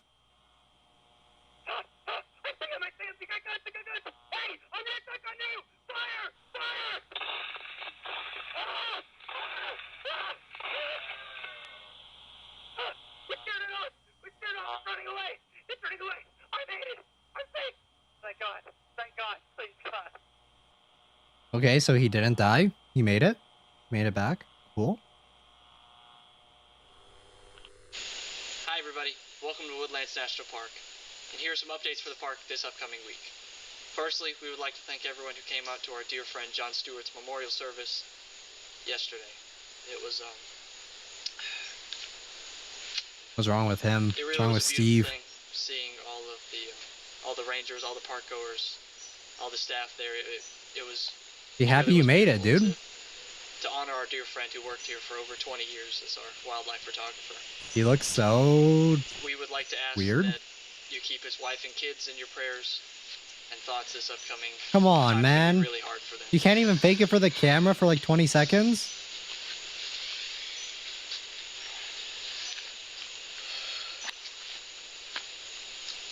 You okay? Yeah, I'm not okay. I don't want to do this right now. I'm tired. I'm depressed. I'm miserable. I'm exhausted. It's been one thing after another. I just don't want to do this right now. I just want a break. They didn't edit this part out. I want a break too, man, but we gotta get this video out. You got the memo just as well as I did. The death quota's already too high. We're not even halfway through the year yet. And if they found out our wildlife photographer got killed by one of these things, oh my gosh, they'd have a field day with us. They'd shut the park down is what would happen. I know. They going through it? Yeah. Yeah, what do you need? John's wife is down here at the ranger station. She's asking a lot of questions. You better get We gotta go. We gotta go. Shut the camera off. Shut the camera off. Ooh.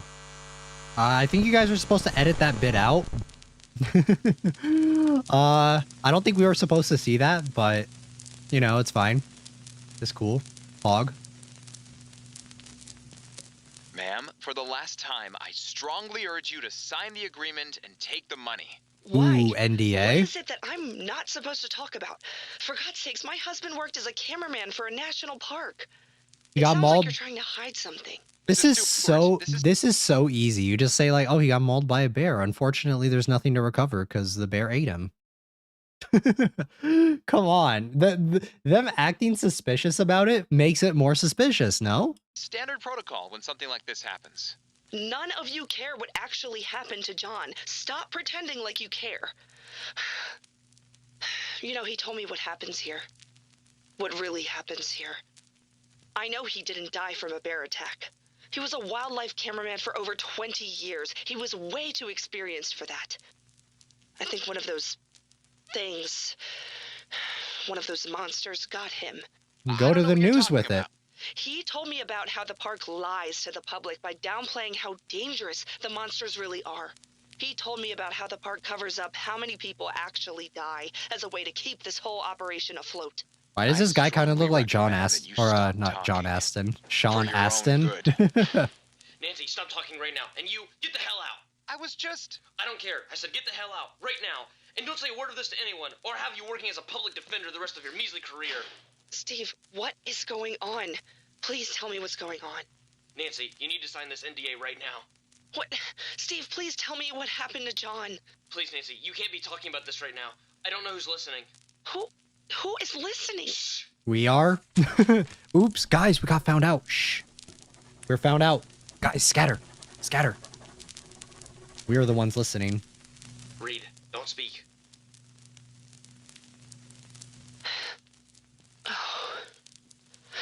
We got found out. Oh, the writing stuff. Can we see? I want to know. I'm nosy. I want to see what you guys are They writing. wouldn't. John worked for them for so long. Why me? Nancy, listen to me. You haven't said too much yet. If you sign the agreement now, you can walk away from this. I'm sorry what happened to John, but that's over and done with now. These people. Yeah, your husband? That's over and done with now. I've seen what they'll do. The people Nice. who know too much. You need to do this, Nancy. Do it for the kids. They already lost their dad. They're gonna need their mom now. Okay. I'll sign it. Now the lawyer's gonna write you a check. Take the money and go to the bank immediately. And What are they gonna do? Like, are they gonna, if she doesn't sign her, are they gonna like feed her to the fucking, to the creatures or? cash it out. Get the kids and get as far away from here as you possibly can. And don't you ever say a word about what he told you or what happened here today. Do you understand me? Yes, I understand. If you need anything, Nancy, you call me. Okay. Interesting. She will disappear? Yeah. But why though? Why? Miners in the 1850s were eaten alive by these creatures, Woodlands National Park. I mean, they shouldn't be putting all this information on the internet if they don't want us to know. Because I'm gonna be honest, guys, like, we're in the know. If they're trying to keep it a secret, they're not doing a very good job. Or fall out of a window a couple stories up. Yeah, accidentally. Okay. Hi everyone, I'm Park Ranger Steve with Woodlands National Park, and today I'm going to be talking about a creature that can only be found here at Woodlands National Park. Fish? Oh, hi guys. I'm out here panning for gold, just like the miners in the 1850s used to do in this natural river.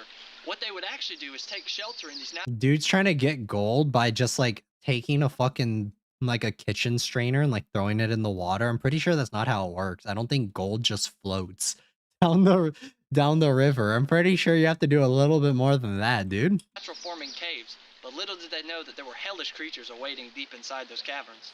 And these hellish creatures are called cave critters. Ooh, new ones, Are cave tall, critters. gray, humanoid-like creatures with 6 appendages that range anywhere between 10 to 12 feet. These creatures also have superhuman strength, which gives them the ability to hold on and scale rocks very fast. The creatures also tend not to leave the cave. Tend not to? Go, go, go. Everyone knows gold is buoyant, is it? I thought it, like, if the river is just running, you can't just put like a strainer in the water. Gold is heavy as fuck, right? Pretty sure. Those precautions have been... Oh, wait. Best photograph taken by John Stewart, 1957. Yeah, well, he's gone now. I'm joking. Yeah. Yeah, I was like, gold's heavy as fuck, right? I think it's one of the heaviest metals. Since precautions have been taken, we have not had a fatality due to cave critters since 1962. Interesting.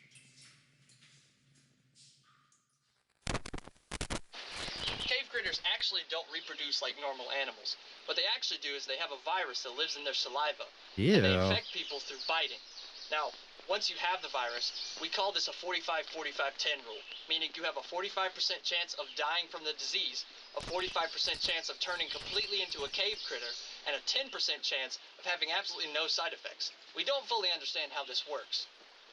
Within the first Oh my 2 god, weeks, guys, I the love victim may gacha. experience rabies-like Guys, symptoms. I love Also, gacha. within the Gacha later is so month, much you fun. experience more symptoms. Guys, if you think about it, that 10% that you have to not turn, you guys still have better odds than FGO. You guys still have better luck than FGO, baby. Woo! Including but not limited Yeah. to changes in skin color, superhuman strength, and the urge to return to the cave at all times. Do they not like the light? Are they vampires or what?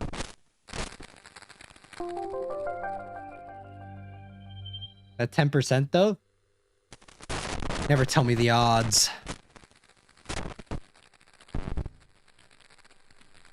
Gamma level clearance required. Okay, yeah, it was the same notice as before. Cool. What should we do now? Oh, what the fuck is going on here? Ooh! Holy fucking shit. Dude, why is being a park ranger actually kind of hard? Like, why does this shit go hard? What the fuck?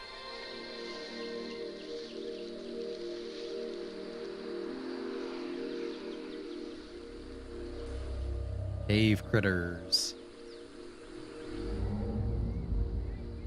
First discovered by miners during the gold rush. I think that's misspelled. Guys, I think that is I think that's a typo. Cave critters are pale humanoid-like creatures with 6 appendages. 6? But I thought they're human. They have long fingers and claws that enable them to climb and scale rocks effortlessly. If bitten by a cave critter, you have a 45% chance of dying, a 45% chance of turning into a cave critter, and a 10% chance of surviving without any side effects. Okay, we are not sure of their origin. Attempts to research them have proved fatal. Interesting. You're telling me you can't just kill one and dissect it? Why? Why not? The reason for this powerful urge to be drawn back to the cave is due to intense pheromones given off by the larger group of cave critters. Once the victim has reached the cave, it will be ushered in and protected by the larger group of cave critters until the full transformation, it takes around 6 months, will be fully completed. 6 months? So, you may be wondering, what should you do to stay safe against these cave critters? Just Now, don't go near a luckily, You don't cave? have to worry about that, because here at Woodlands National Park, safety is our #1 priority. That's why we took the liberty That's cap. This is the most cap thing I've ever heard in my life. of using caution tape to block off the cave. Oh yeah, real. Under the very rare You're telling me you can't put up a fence or something to stop it, like stop anyone from getting in? Really? Caution tape's the best you can do? Damn, safety really is their #1 concern. circumstance that you encounter someone with rabies-like symptoms approaching the cave. Under no circumstances should you try and stop them, as they will cause bodily harm to get to the cave. Now, what you should do is get to your local visitor center or contact a park ranger immediately. Thank you, everybody, for watching. If you have any questions about anything, feel free to ask a park ranger or pick up a brochure at the visitor center. We hope you enjoy your visit and that you have a great time at Woodlands National Park. Why is the info that you give like the most bare bones of anything, bro? And half of this information isn't good. Half of this information doesn't make any sense. Oh my god. My lord. Something tells me there's some bullshit going on over here. Okay, well, next one is Cave Critter Disease Outbreak of 1975. Yikes. Something tells me if this disease were to get out, that would spell doom for humanity, and we would all be cooked, and we would all die. Just a thought, though. Just my opinion. This would be like worse than like a zombie outbreak, right?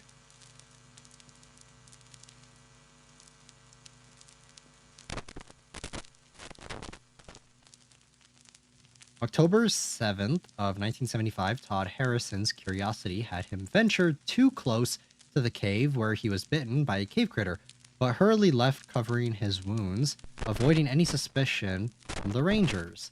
Todd was unaware of how serious his injury was, as he felt fine on his way back to New York. Oh, fuck, dude. Ooh, the following week, he started feeling bad and went to a local Dyer medical facility. After hearing he visited the park, the symptoms he had were more than alarming. His blood was drawn and sent to the labs for testing. It was discovered that he was in stage 1 of the cave critter disease. Headed park ranger Steve was notified immediately by the doctors. Ooh, yikes. Yikey, yikes. That's no good. That's really bad. Ooh. Okay.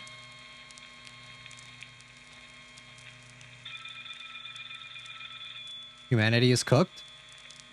Hello? This is James with Tech Medical. My security clearance code is Alpha 586925. What I'm about to tell you is confidential information. Please hold while I confirm your security code. You heard it here first, guys. This is confidential information.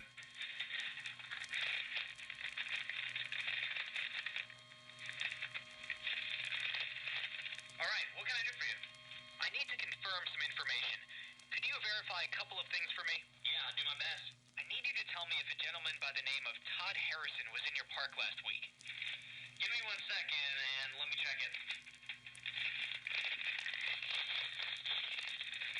Yes, he was. This is why you just don't go cave diving, period. Records, this Todd Harrison guy bought a day pass for Tuesday the 7th. Why, is there something going on?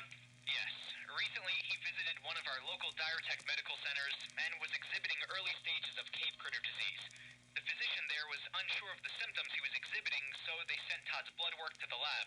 Upon further examination of his blood samples, I've concluded that he is already in stage 1 of cave critter disease. What? How in the hell? How did he get past our ranger centers undetected? The bite appears on his right forearm, which could easily have been covered with a long-sleeve shirt or jacket. Damn it!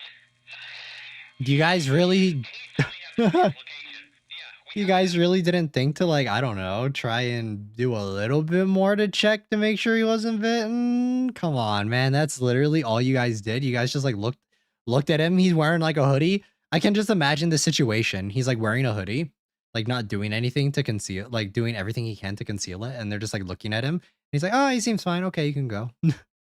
address. Send in a team! Don't worry, we're already on it. Okay, good. Keep me updated on the situation. I have to notify some people and they're not going to be happy. You guys didn't do your job properly. This is all on you. You guys should have done better.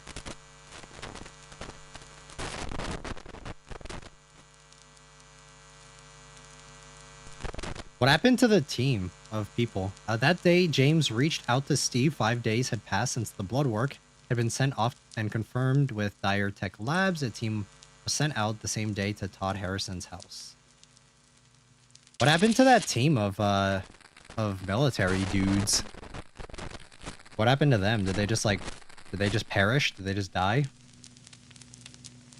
Which one do you think's worse so far, guys? Walkers, Wendigos, or cave critters? Upon arrival, the team concluded that Todd had been living out of a closet in the basement. They found towels all over the windows, blocking any light from coming through. He grew more sensitive to light as his condition worsened. The cameraman was then sent in time to record the findings. Okay.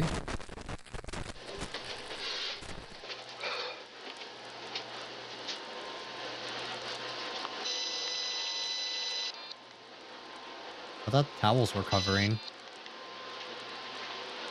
Not a very good job.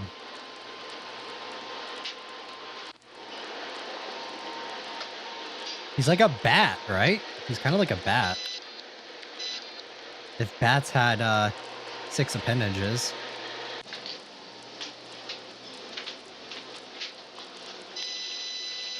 That is so bright. Oh my god. He's not doing a very good job of trying to keep the light out. When I imagined this, when I read it, I thought it was like pure darkness, not kinda dark. Ooh, oh god, that is hard on the eyes.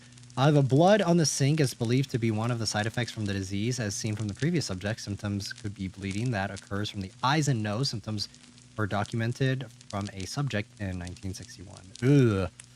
Ooh.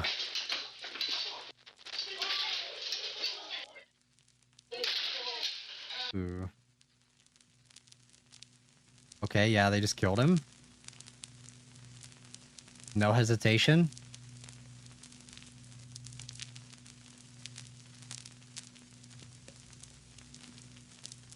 The team continued to search the surrounding area, but came up empty-handed.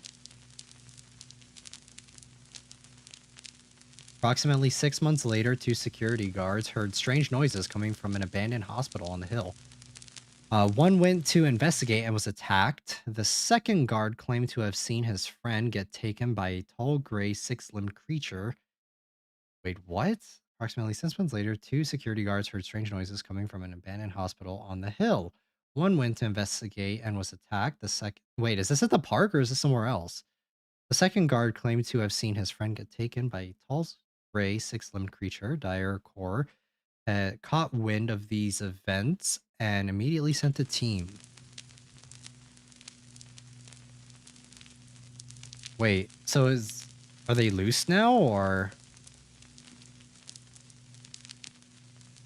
10 men arrived, heavily armed, including a cameraman for documentation. Out of the 10 men, only 3 survived during the takedown, 2 of which bitten and infected. The cameraman was killed, and his footage destroyed except for a few frames the team was able to salvage.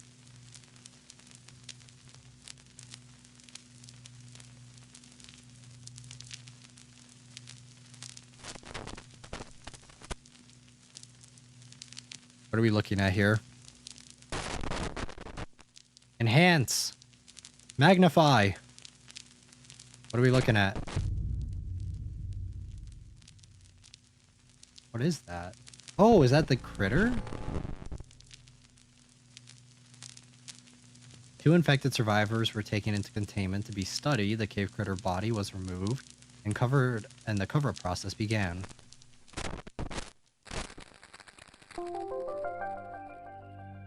Interesting. Okay, that was pretty creepy. So, okay, we have new information. Tom visited park. He visited the park, but was bitten. And the disease spread, but he was killed. Critters were still found. Okay. I'm taking notes, guys. I'm taking notes. So, yeah. So it seems like there were still critters in the area. So I guess that kind of implies that he infected more people, right?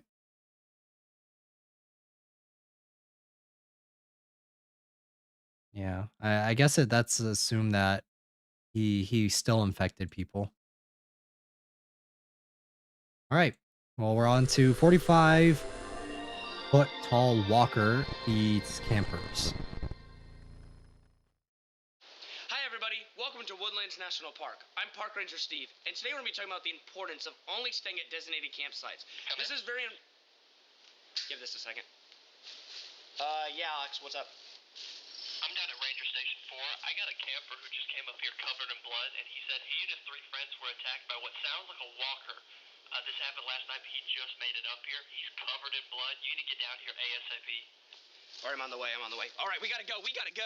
Just your average day working at this park, you know, as you do. Are they trying to make money on the park? Like, why are they even letting people here? This way. We need to shoot this way. We'll kind of make a cone and funnel it. It's this general vicinity. It's this general vicinity. All right, let's go. I don't think it's much farther. From where this camper said he. What are you gonna do against a 45-foot thing? Like, what can you do? Stand menacingly and T-pose? And scream? If you just scream at it, will it go away? Hey, Alex, you hear that? You're what? Wait. Yeah, Is that? that's music. Sounds like. Nice, it likes listening to music. How friendly.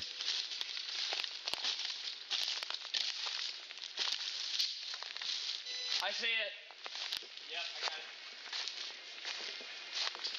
It's just listening to some tunes, man. Well, Leave it alone. It's not doing anything. It's not hurting anyone. We found the campsite. About a mile off trail this way. okay, well, there's two people. Where? Shouldn't they be using the radio to, like, listen for it? Silent Hill style? Guy gets to the ranger station. I mean, he's in bad shape. Says the walker picked him up while he was in the tent and lobs him across the forest. He says he lands in a tree about 30 feet up. Menacing T-pose, right? I guess that's how he snapped his leg.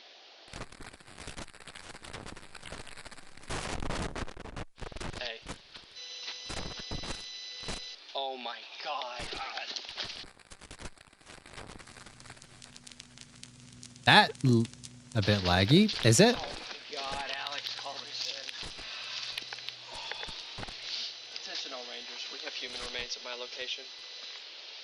Send disposal units. Do a final sweep of the trail as well. We don't need anybody stumbling across any more remains that might be close. No problem, Baxter, no problem. All right, let's try this up and find any other remains that might be around here. Oh my God, Alex. Jesus Christ, it ripped him to shreds. Just Ew. pieces left. Oh my God.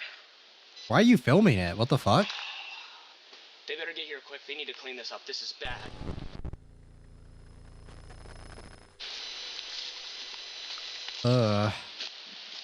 Steve, Yeah.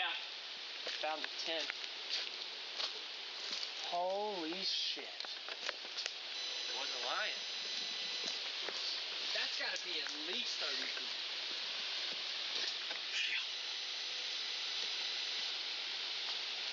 That thing was like, you fuck your tent. It will not help you and it cannot save you. That's a camera. Because you know how in movies where it takes place in like a park or a forest or whatever, and the campers are like camping and they run back into their tent, like that's gonna do anything, honestly. Like, you think that the tent is like some impenetrable force field against whatever is after you? Like, what the fuck? This thing just proved that it's like, it does not care and it will just fucking fling that shit right up with you in it. Like, oh my God. Like, your tent is really gonna do anything.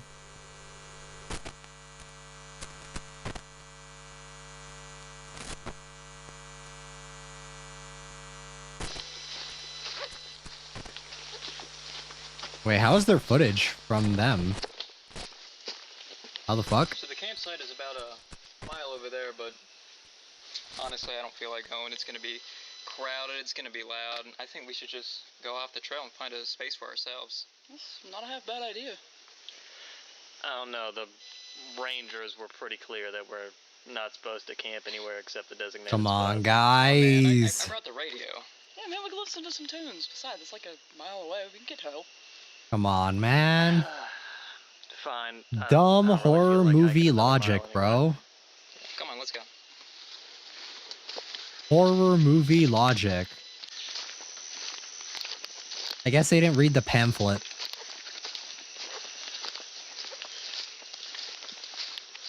What do you guys think about this spot? It's alright to me. Yeah, it's not half bad. Alright, I'll start setting it up.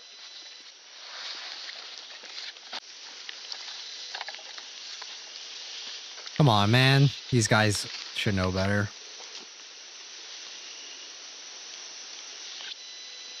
This is a dumb idea. This is so stupid.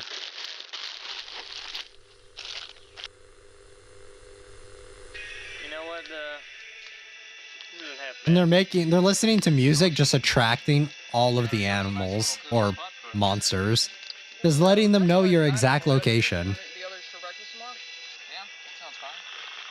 Yeah, I'm cool with that. Oh, The radio all static. it's messing with the static. Middle of the woods. I mean, it's getting kind of bad. I mean, it is an old radio, but Where'd you buy that piece of crap?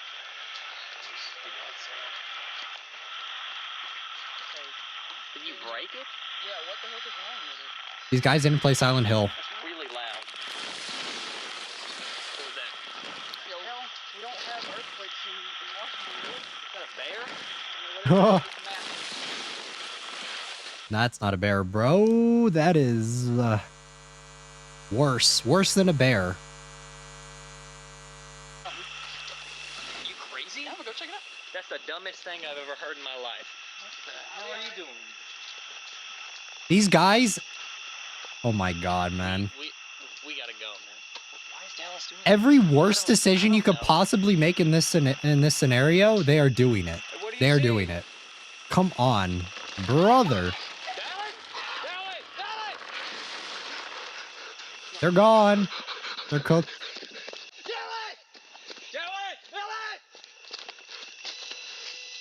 Holy fuck. Oh shit. Holy. Mark, we gotta go. I got a gun. We have to find the ranger.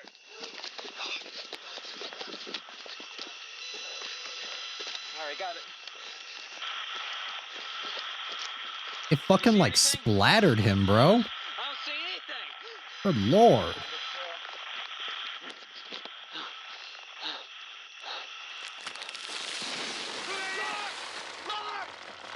Do you guys have a flare gun or something? Anything for this situation. Use a flare. Come on. No. No.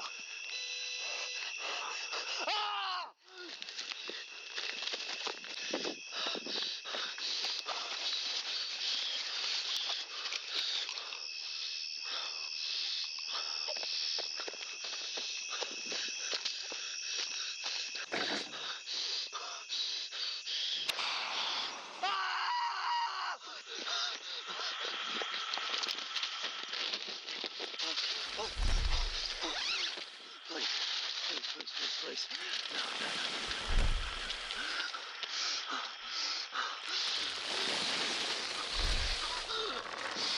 We're gonna get to see it? I think we saw it in the thumbnail, right? Ooh, those screams are so...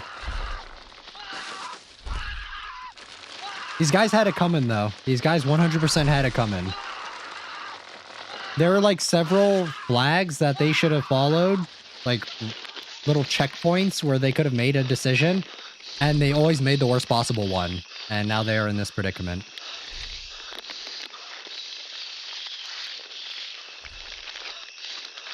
He's up in the trees now.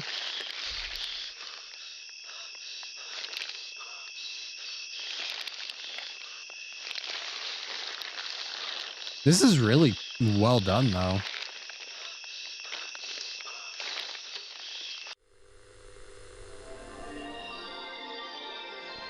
Did we even get to see it? I feel like... Oh, right here?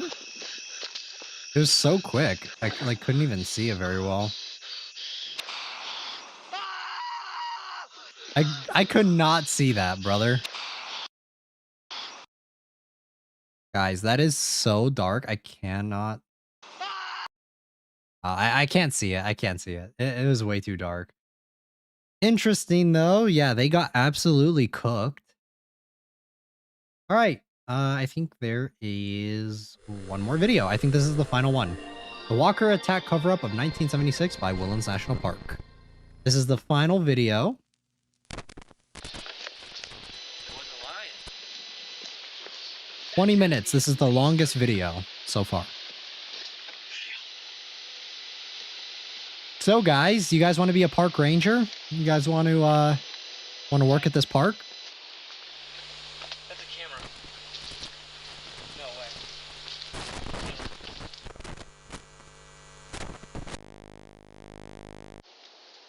Strangely enough, I feel like there would be people that want to work here just because they get to see like cryptids, you know? Get rid of this thing. Yeah. Can't let anyone see this. This is Steve, come in.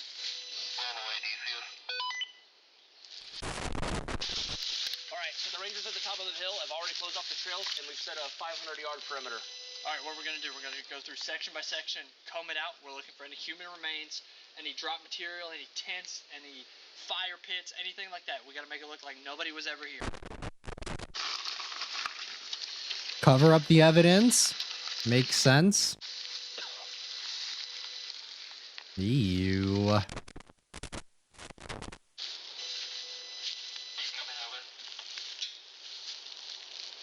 Yeah, Alex.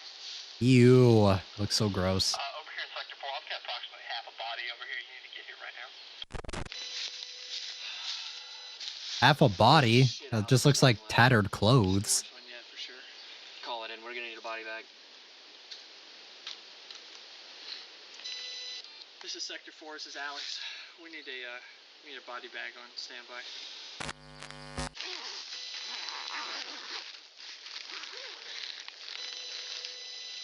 What about the dude? What about the survivor? What happens to him? Are they just gonna keep him?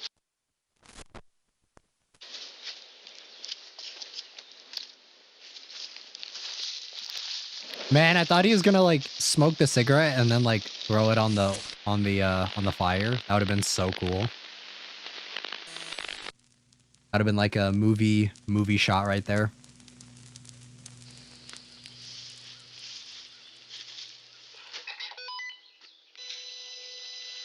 Yes, Steve, come in. We got a bad situation over at the medical bay. We got a victim with head trauma.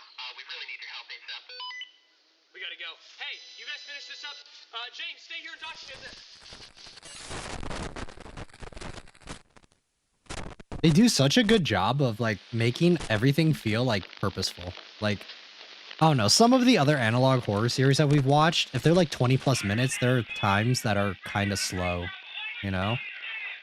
But they do a very... Ooh! Where did he get a gun? They do a very good job of, of making it feel like there's always something happening. Ooh. Rip Steve. Okay, so this takes place in Washington?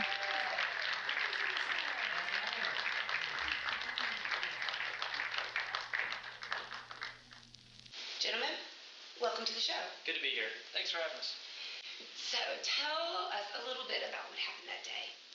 Yeah, of course. So, you know, it started out like any other day. It was around 9 a.m. and Alex and I actually had put a fresh pot of coffee on the table, and, you know, we're planning out our plans for the day, and we got a call that 3 students had gone missing. Now, keep in mind, this is something that happens, you know, not too uncommon at our parks or national parks in general. You know, someone wanders off trail or they get lost, and, you know, we send out a search team and we find them, and everything is usually fine. So, standard protocol is we send out a search party. And we've been doing this for a long time, and I've never seen anything like this. So, you didn't have any idea about the carnage you were about to stumble upon? No, absolutely not. I mean, between Cap. Steve and I, we have what, 20 years. 20 years of experience. Cap. Everything from people wandering off trails, animal attacks, you know, trip and falls, that kind of thing. You know, us having to you know, These guys are lying through their Yeah. fucking teeth, bro. Nothing could have prepared us. I mean, it was horrendous. No, I mean, it was a bloodbath. And when we got to the campsite, I mean, the fact that another human being could do this to someone, let alone your own friends and classmates, was just, it was just Oh, unbearable. they. Body parts, I mean, They're framing the one of these dude. dudes was dismembered, and we actually found a whole arm on 30 Interesting. feet from the campsite. To cover it up, they're blaming There is a student that the is still searching for the her. survivor that There they was shot. blood, but it has gone cold, and we're doing everything we can. I mean, we have canines, we have people, and they've been out for 24 hours. The past 3 days in a If they were gonna do all this, why the fuck did they film it? They like literally shot So, everything of them like burning the evidence and everything. Well, he actually showed up earlier that day. You know, at the time we had no idea that, you know, the horrors he had, you know, committed. He was, you know, beaten, bloody, bruised, battered, you know, lacerations, broken bones, you know, probably severely concussed as well. In hindsight, that's probably from the fight that, you know, his fellow students put up. You know, they certainly didn't go down without a fight. He was, you know, barely crawling when he got to us, you know, in and out of I think this consciousness. might be We the had end no of idea the series what had happened. potentially. We got him immediately to our Rangers first aid station, started giving him fluids and first aid. The plan was to get him to the Diarrhea Medical Facility later, standard protocol. as soon as, you know, we could get him stabilized. Once he started coming to, that's kind of when the encounter started. Okay. Well, of course, we have to talk about the heroic fight you had with the killer chief. You know, we got the call when we were out there. At the time, you know, we didn't know what happened, so we were gonna go question him. And we got a call on the radio, you know, that he has brain trauma. He's going crazy. So by the time we get there, they're already fighting. And I mean, it's crazy, but the moment we walked in, he had grabbed the ranger that was stationed there and he had shot him in the chest, killing him instantly. And my first thought is, oh my God, you know, I need to stop this man. You know, I'm worried about Alex. I'm worried about my fellow rangers. I mean, it was bad, and this guy would just not put up a fight. I mean, he had a broken leg, and he was still fighting. Wait, and you got shot in the process? Yeah, yes, I did. He shot me in the wrist, and it shattered my scaphoid bone. And when I talk about pain, you know, I'm used to pain, you know, being out in the park and getting hurt all the time. This was beyond excruciating, and Alex can vouch. I mean, in and out of consciousness, screaming. This was brutal. It was real bad. It was bad, but thank God for the incredible doctors at Dire Medical, because they took me in with emergency. How much are these guys getting paid to cover this shit up? But I'm expecting to make Like, a full dude. recovery, even with this shattered bone. They put it back together. They're fantastic, let me say. They're fantastic. Tristan, welcome in. Welcome, welcome. Hope you're having a good day. I am. Welcome, welcome. How much are these guys getting paid though to cover this shit up, bro? Alex is like my brother. I mean,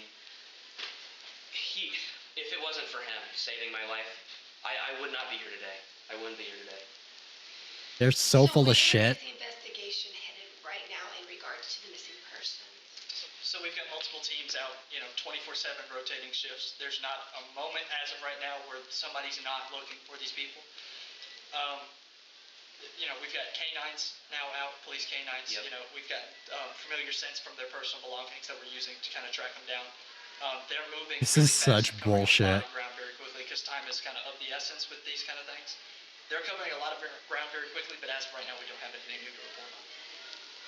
I don't understand why they don't, like, if you guys know this story, why don't they just not let people in? Why are they letting people into the park unless they're willingly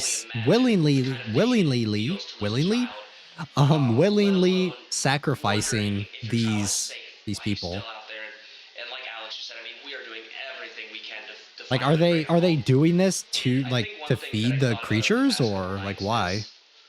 Things like this, you know, they heal, but the real wounds that will never heal are the ones in here, and I think all of us will carry this with us for a long, long time.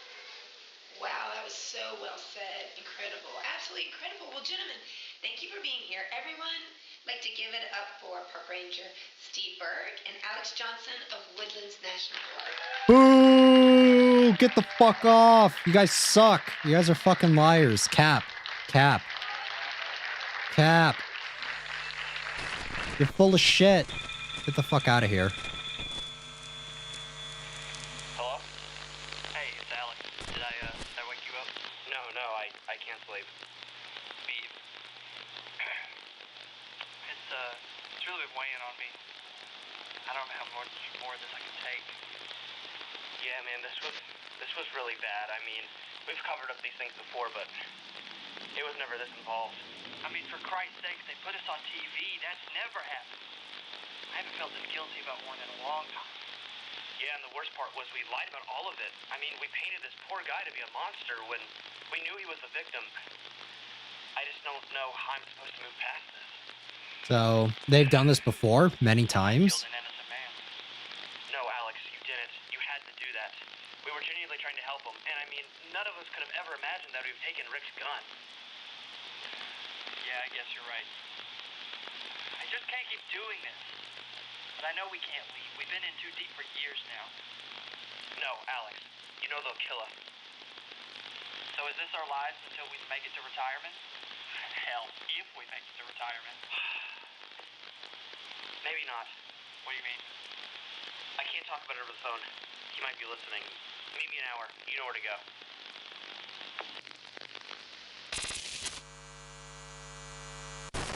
go. Interesting. Okay. Yeah, this definitely does feel like the conclusion to the series. Like, it really does feel like it's wrapping up.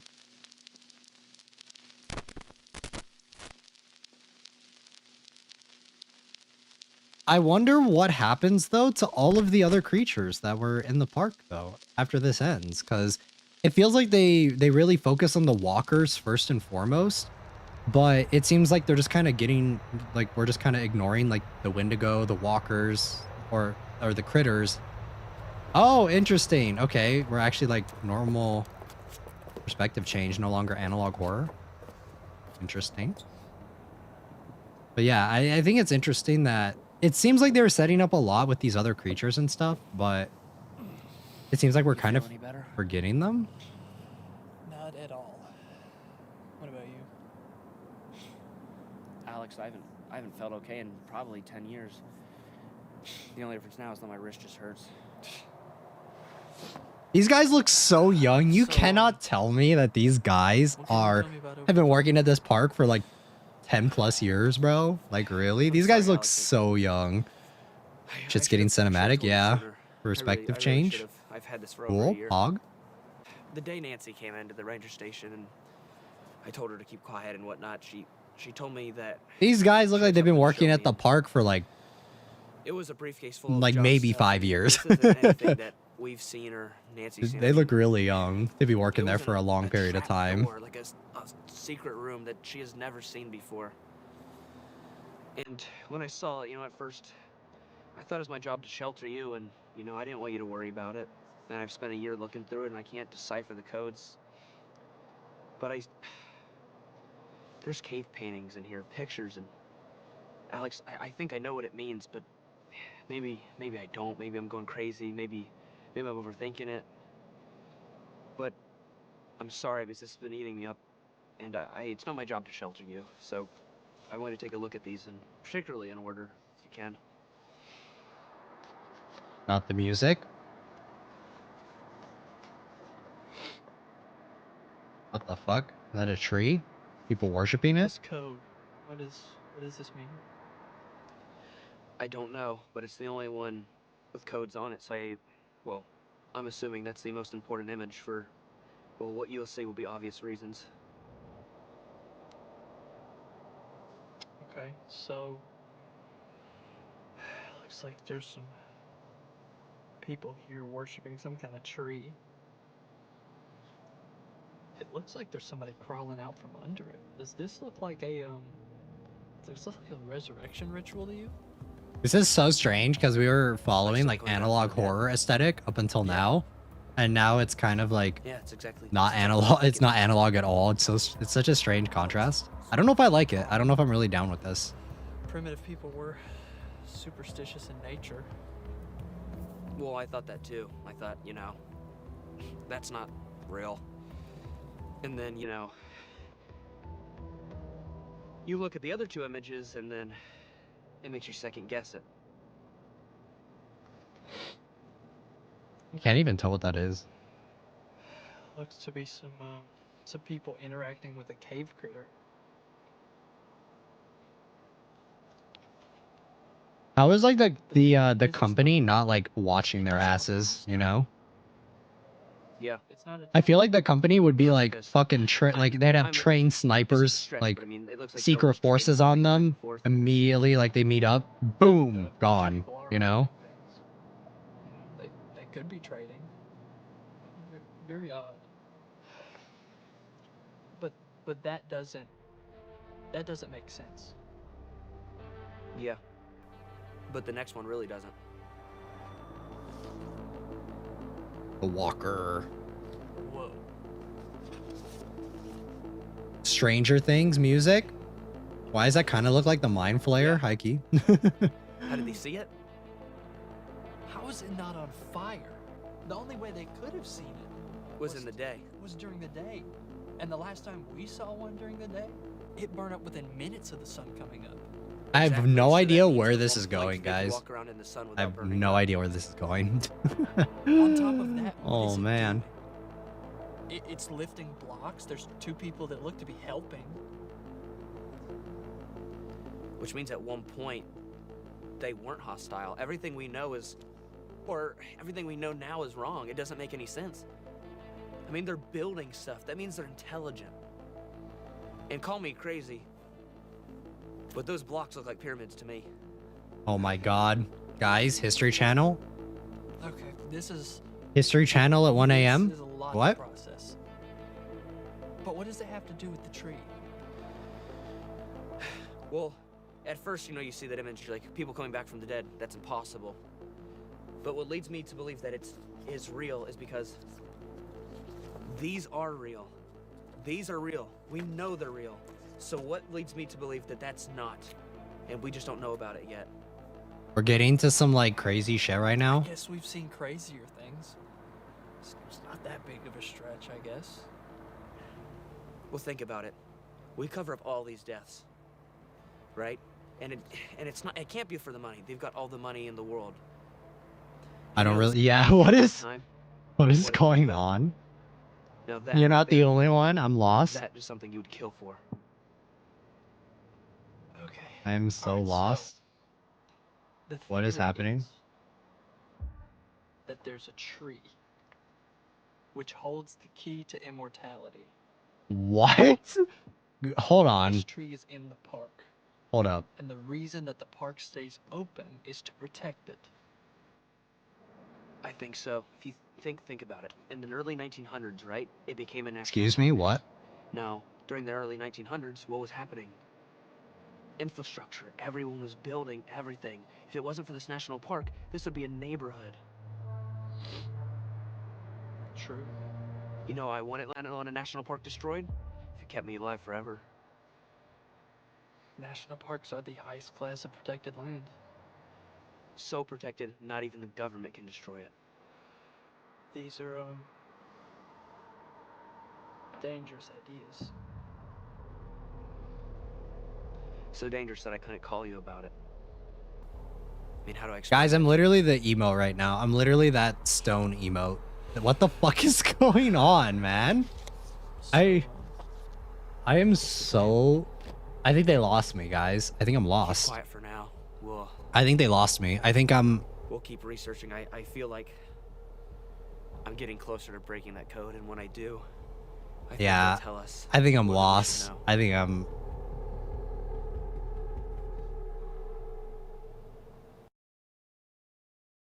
Okay. Is that it? Just getting started. The Buddyfilms director. Okay, so guys, I'm lost. Okay.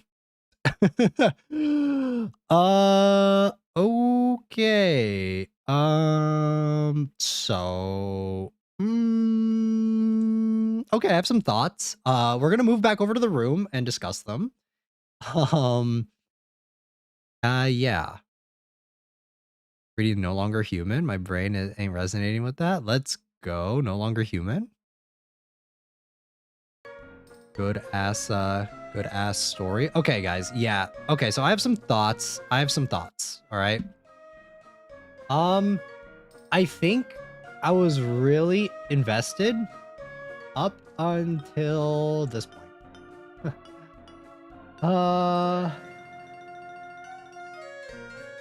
I don't know. I don't really know if I like this. I don't really know if I'm down for the live action section of it. I was really invested in the beginning. I really liked the setup that they were doing in the beginning, where it's just kind of like isolated cases of different things happening in the park. And we kind of knew that Steve and Alex were like covering stuff up previously. I joined way too late. Yeah.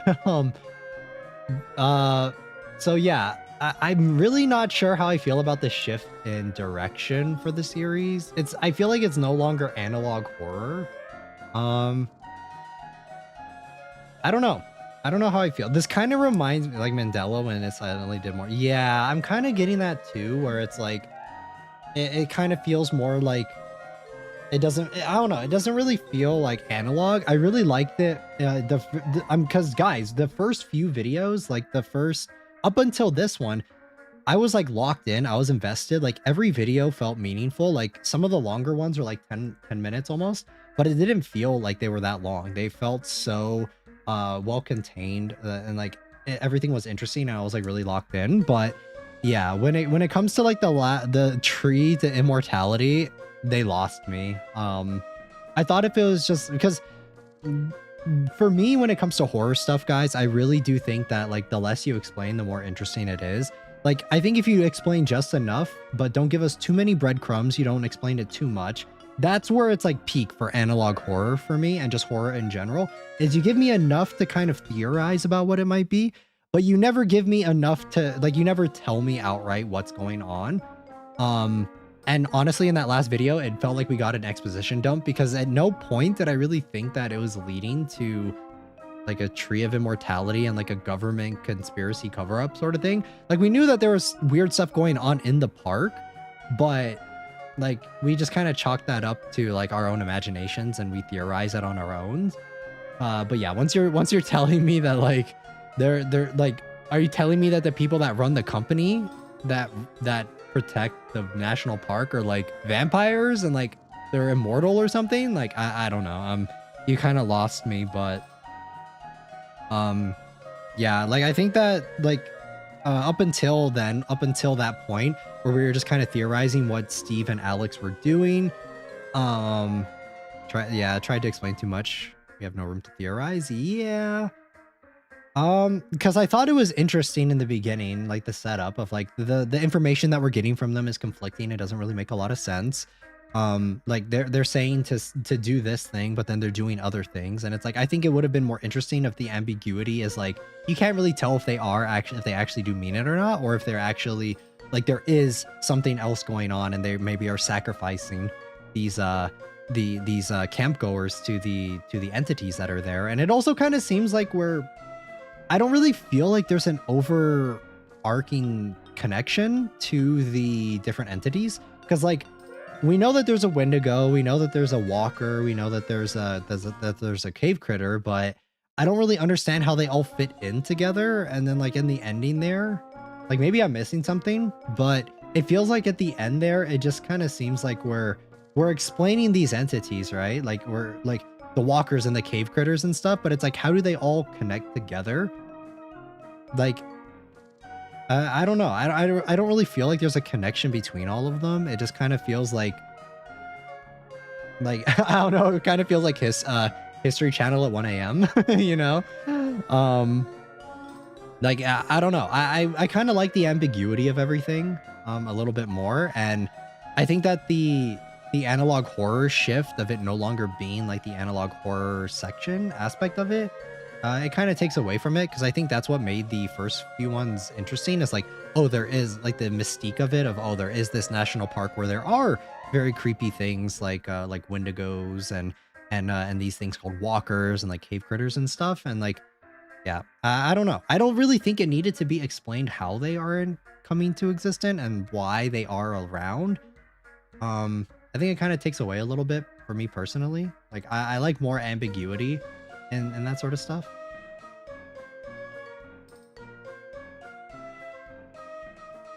I'm looking through the comments.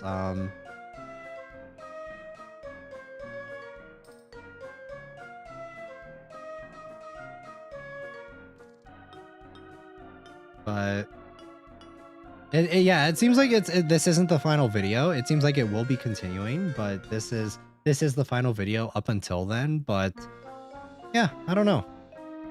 What do you guys think? What are your guys' thoughts on this analog horror? What are your guys' takes on it? We need more mystery. Yeah, it seems like it does feel like it's kind of ramping up to end. Like, it does seem like this is going to end. Like it does really feel like this will be like, it will be wrapping up with this. But because it seems like they're gonna try and like take down or whatever. But yeah, I don't know. My thought process is always been like, analog horror is always best when you're you're given pieces, but you're never given the whole picture. And I feel like there's a little bit too much exposition going on. Happens in the national park is already good enough. Yeah, I really liked it when it was like kind of isolated incidents of stuff happening. Like those videos really kept me like locked in, and I was like really interested in what was going on. And I don't know, but I know it's different for everyone. I love anthology sort of like kind of different what's the word? I really appreciate analog horror that is what is the word? Like I not just analog horror stuff in general. I really appreciate like kind of one-off standish stuff with slight loose connecting overarching stories, kind of anthology style. I really like that. That's why I love the VHS style, because I was comparing the earlier videos of this to kind of like that VHS style stuff. And I was saying like I absolutely love that.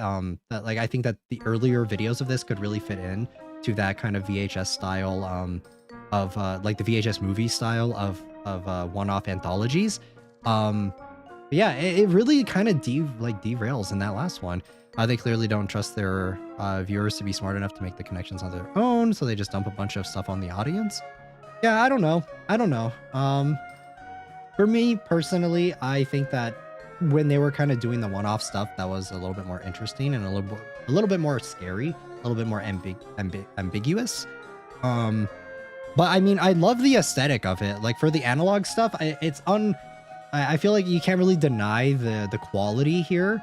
Definitely for the earlier episodes. I definitely think that for the earlier episodes, it felt really like tight knit. Like everything felt like it like there was a clear idea of what was going on. And also in the earlier videos, like I love the VHS style. I don't know if this is how they're filming it. You like videos that might feel like you're getting cursed. I don't know if I like getting cursed. I just kind of like it more anthology style. Like you don't explain too much. You give me just enough to theorize and that sort of stuff. The analog. Yeah, I think I don't know if the way they're filming it is the same way Greylock is, where it's like they're passing it through like a VHS tape and that sort of thing. I think it might be because the film grain on it looks really good. Like it doesn't, because for some of the other analog horror series, it kind of just feels like it's filmed with an HD camera and then just like throwing a bunch of filters on it, like analog filters to make it look more grainy. But this one doesn't feel like that. I would love to know if they are actually filming it with like actual like older style cameras, or if they are filming it with, or if they are just kind of like doing what Greylock does and bypassing it through a VHS tape to kind of give it that graininess to it. Because yeah, the way it looks is very well done when it comes to the analog horror stuff to it. I hope they don't go too much into the. I know that the Buddyfilms has done other cinematic stuff. Like they've done like some boys parodies and stuff. Like the boys fan films, and they've done some other stuff too, like some other short films and stuff. But I think for analog, for me personally, I definitely prefer it to be more on like not really on the live action side of things, where it's like cinematic in that aspect. Because yeah, I think that all of the other videos were really well done up until that one, because they kind of lost me a little bit, not gonna lie. But that is just my opinion. That is just my take on it. That is just how I am feeling about it. Other than that, though, I was really locked in for all of the other videos. I was really intrigued. I was really interested. It kind of reminds me of Lost Tapes, if you guys have ever seen that series. It's kind of like a series that aired on TV a long time ago. I saw it.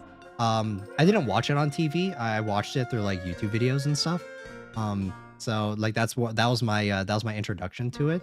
Because I saw that Wendigoon was talking about it. Maybe it was just that part. Yeah, I hope that like for me personally, I hope that they go back to the kind of analog horror aspect of it. But yeah, the earlier videos really did remind me of like Lost Tapes and that sort of thing. Because I saw Wendigoon's video on it, and I decided to check it out. Damn, Lost Tapes is a throwback. Yes, it is. I saw Wendigoon's video on it, and I checked it out. And even though it is kind of cringy sometimes, I do think it's well done. For the most part, like I think it is kind of freaky. And I definitely think that this is like kind of a higher quality version of that for the earlier aspects of it. Like if this was because I remember they had a video in Lost Tapes for Wendigos, and if this was like the actual Lost Tapes for Wendigos, I think that would be so creepy. That would be so crazy. So yeah, I do think that the analog aspect of it is very interesting. If you guys have not seen Lost Tapes, I would definitely try checking it out. Like definitely try looking for it. So because I do think it is it kind of gives that analog aspect to it, and it's kind of freaky because it's actually presented in like a mockumentary style where it's like it's a kind of like they're presenting it as real, but it's actually not. But yeah, if you guys are interested, I would definitely check seeking that out, because I think that that's what this kind of gives the vibe of the key. So but alrighty guys, I think we're gonna wrap up stream. I think that's gonna be it for this one. I don't have we already talked about a lot of announcement stuff in the beginning of this stream. We talked about like the creepypasta stuff, how next this will be most likely this will be our last analog series for like weekly style. This will be we will be starting Creepypasta 101, which is a new series that I will be starting on the channel, first stream with you guys. That is going to be starting next week instead of analog horror watch-alongs. So I'm excited. I'm excited to try that out with you guys. I hope you guys are excited as well. So like I said, we're just going to be reading different creepypastas on stream, as well as like kind of analyzing them, having like bullet points and that sort of thing. And it will be like sort of a classroom style lecture sort of thing. So that's why it's called Creepypasta 101, and that'll be a brand new series on the channel that'll be starting next Thursday. So we will be visiting analog horror probably intermittently, but it won't be like I said, it won't be like a weekly thing as it has been. So it's not completely gone. It's just that either it'll be in video format where I watch them kind of off stream and then react to them and then edit them and then upload them for you guys to watch, or it will be on stream after like say a series that we've previously covered has enough stuff to do to warrant a revisit.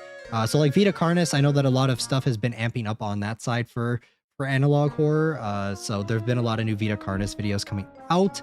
What I will do is after season 2 has concluded, we will just do a long stream, essentially probably like a 3 or 4 hour stream where we go through all of Vita Carnis again. We just do a revisit on it, but we will also be covering the newer stuff for season 2 once season 2 has concluded, and that sort of thing. So that's kind of how I'm thinking it's going to go.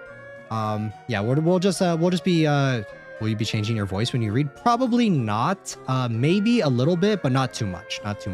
I do want to delve in, kind of play with voice acting a little bit, but I'm not going to be doing it too crazily or anything, because if I were to do voice acting stuff, I would want to preferably edit it. That way it kind of fits in a little bit better.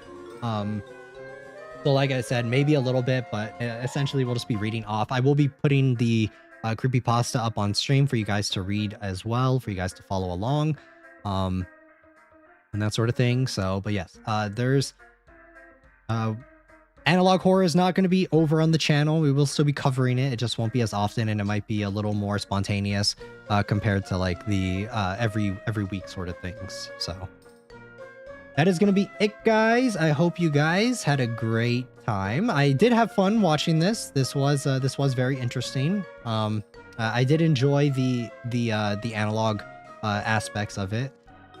Especially the beginning. The beginning was awesome. In my eyes, the beginning was flawless. The beginning was so good. But yes, guys, that is going to wrap up stream. Class is dismissed. I hope you guys have a great rest of your day or night. Remember, we will be doing mouth washing on Saturday. That is going to be an awesome game. I hope you guys will tune in for that one as well. Cosmic horror mixed with psychological horror. A lot of interesting stuff in that game. I think you guys are really going to like mouth washing. So I am excited to play that on Saturday with you guys. So I think that is going to be it, though. I'll see you guys all on Saturday. And until then, I'll see you guys in the next one. Done it.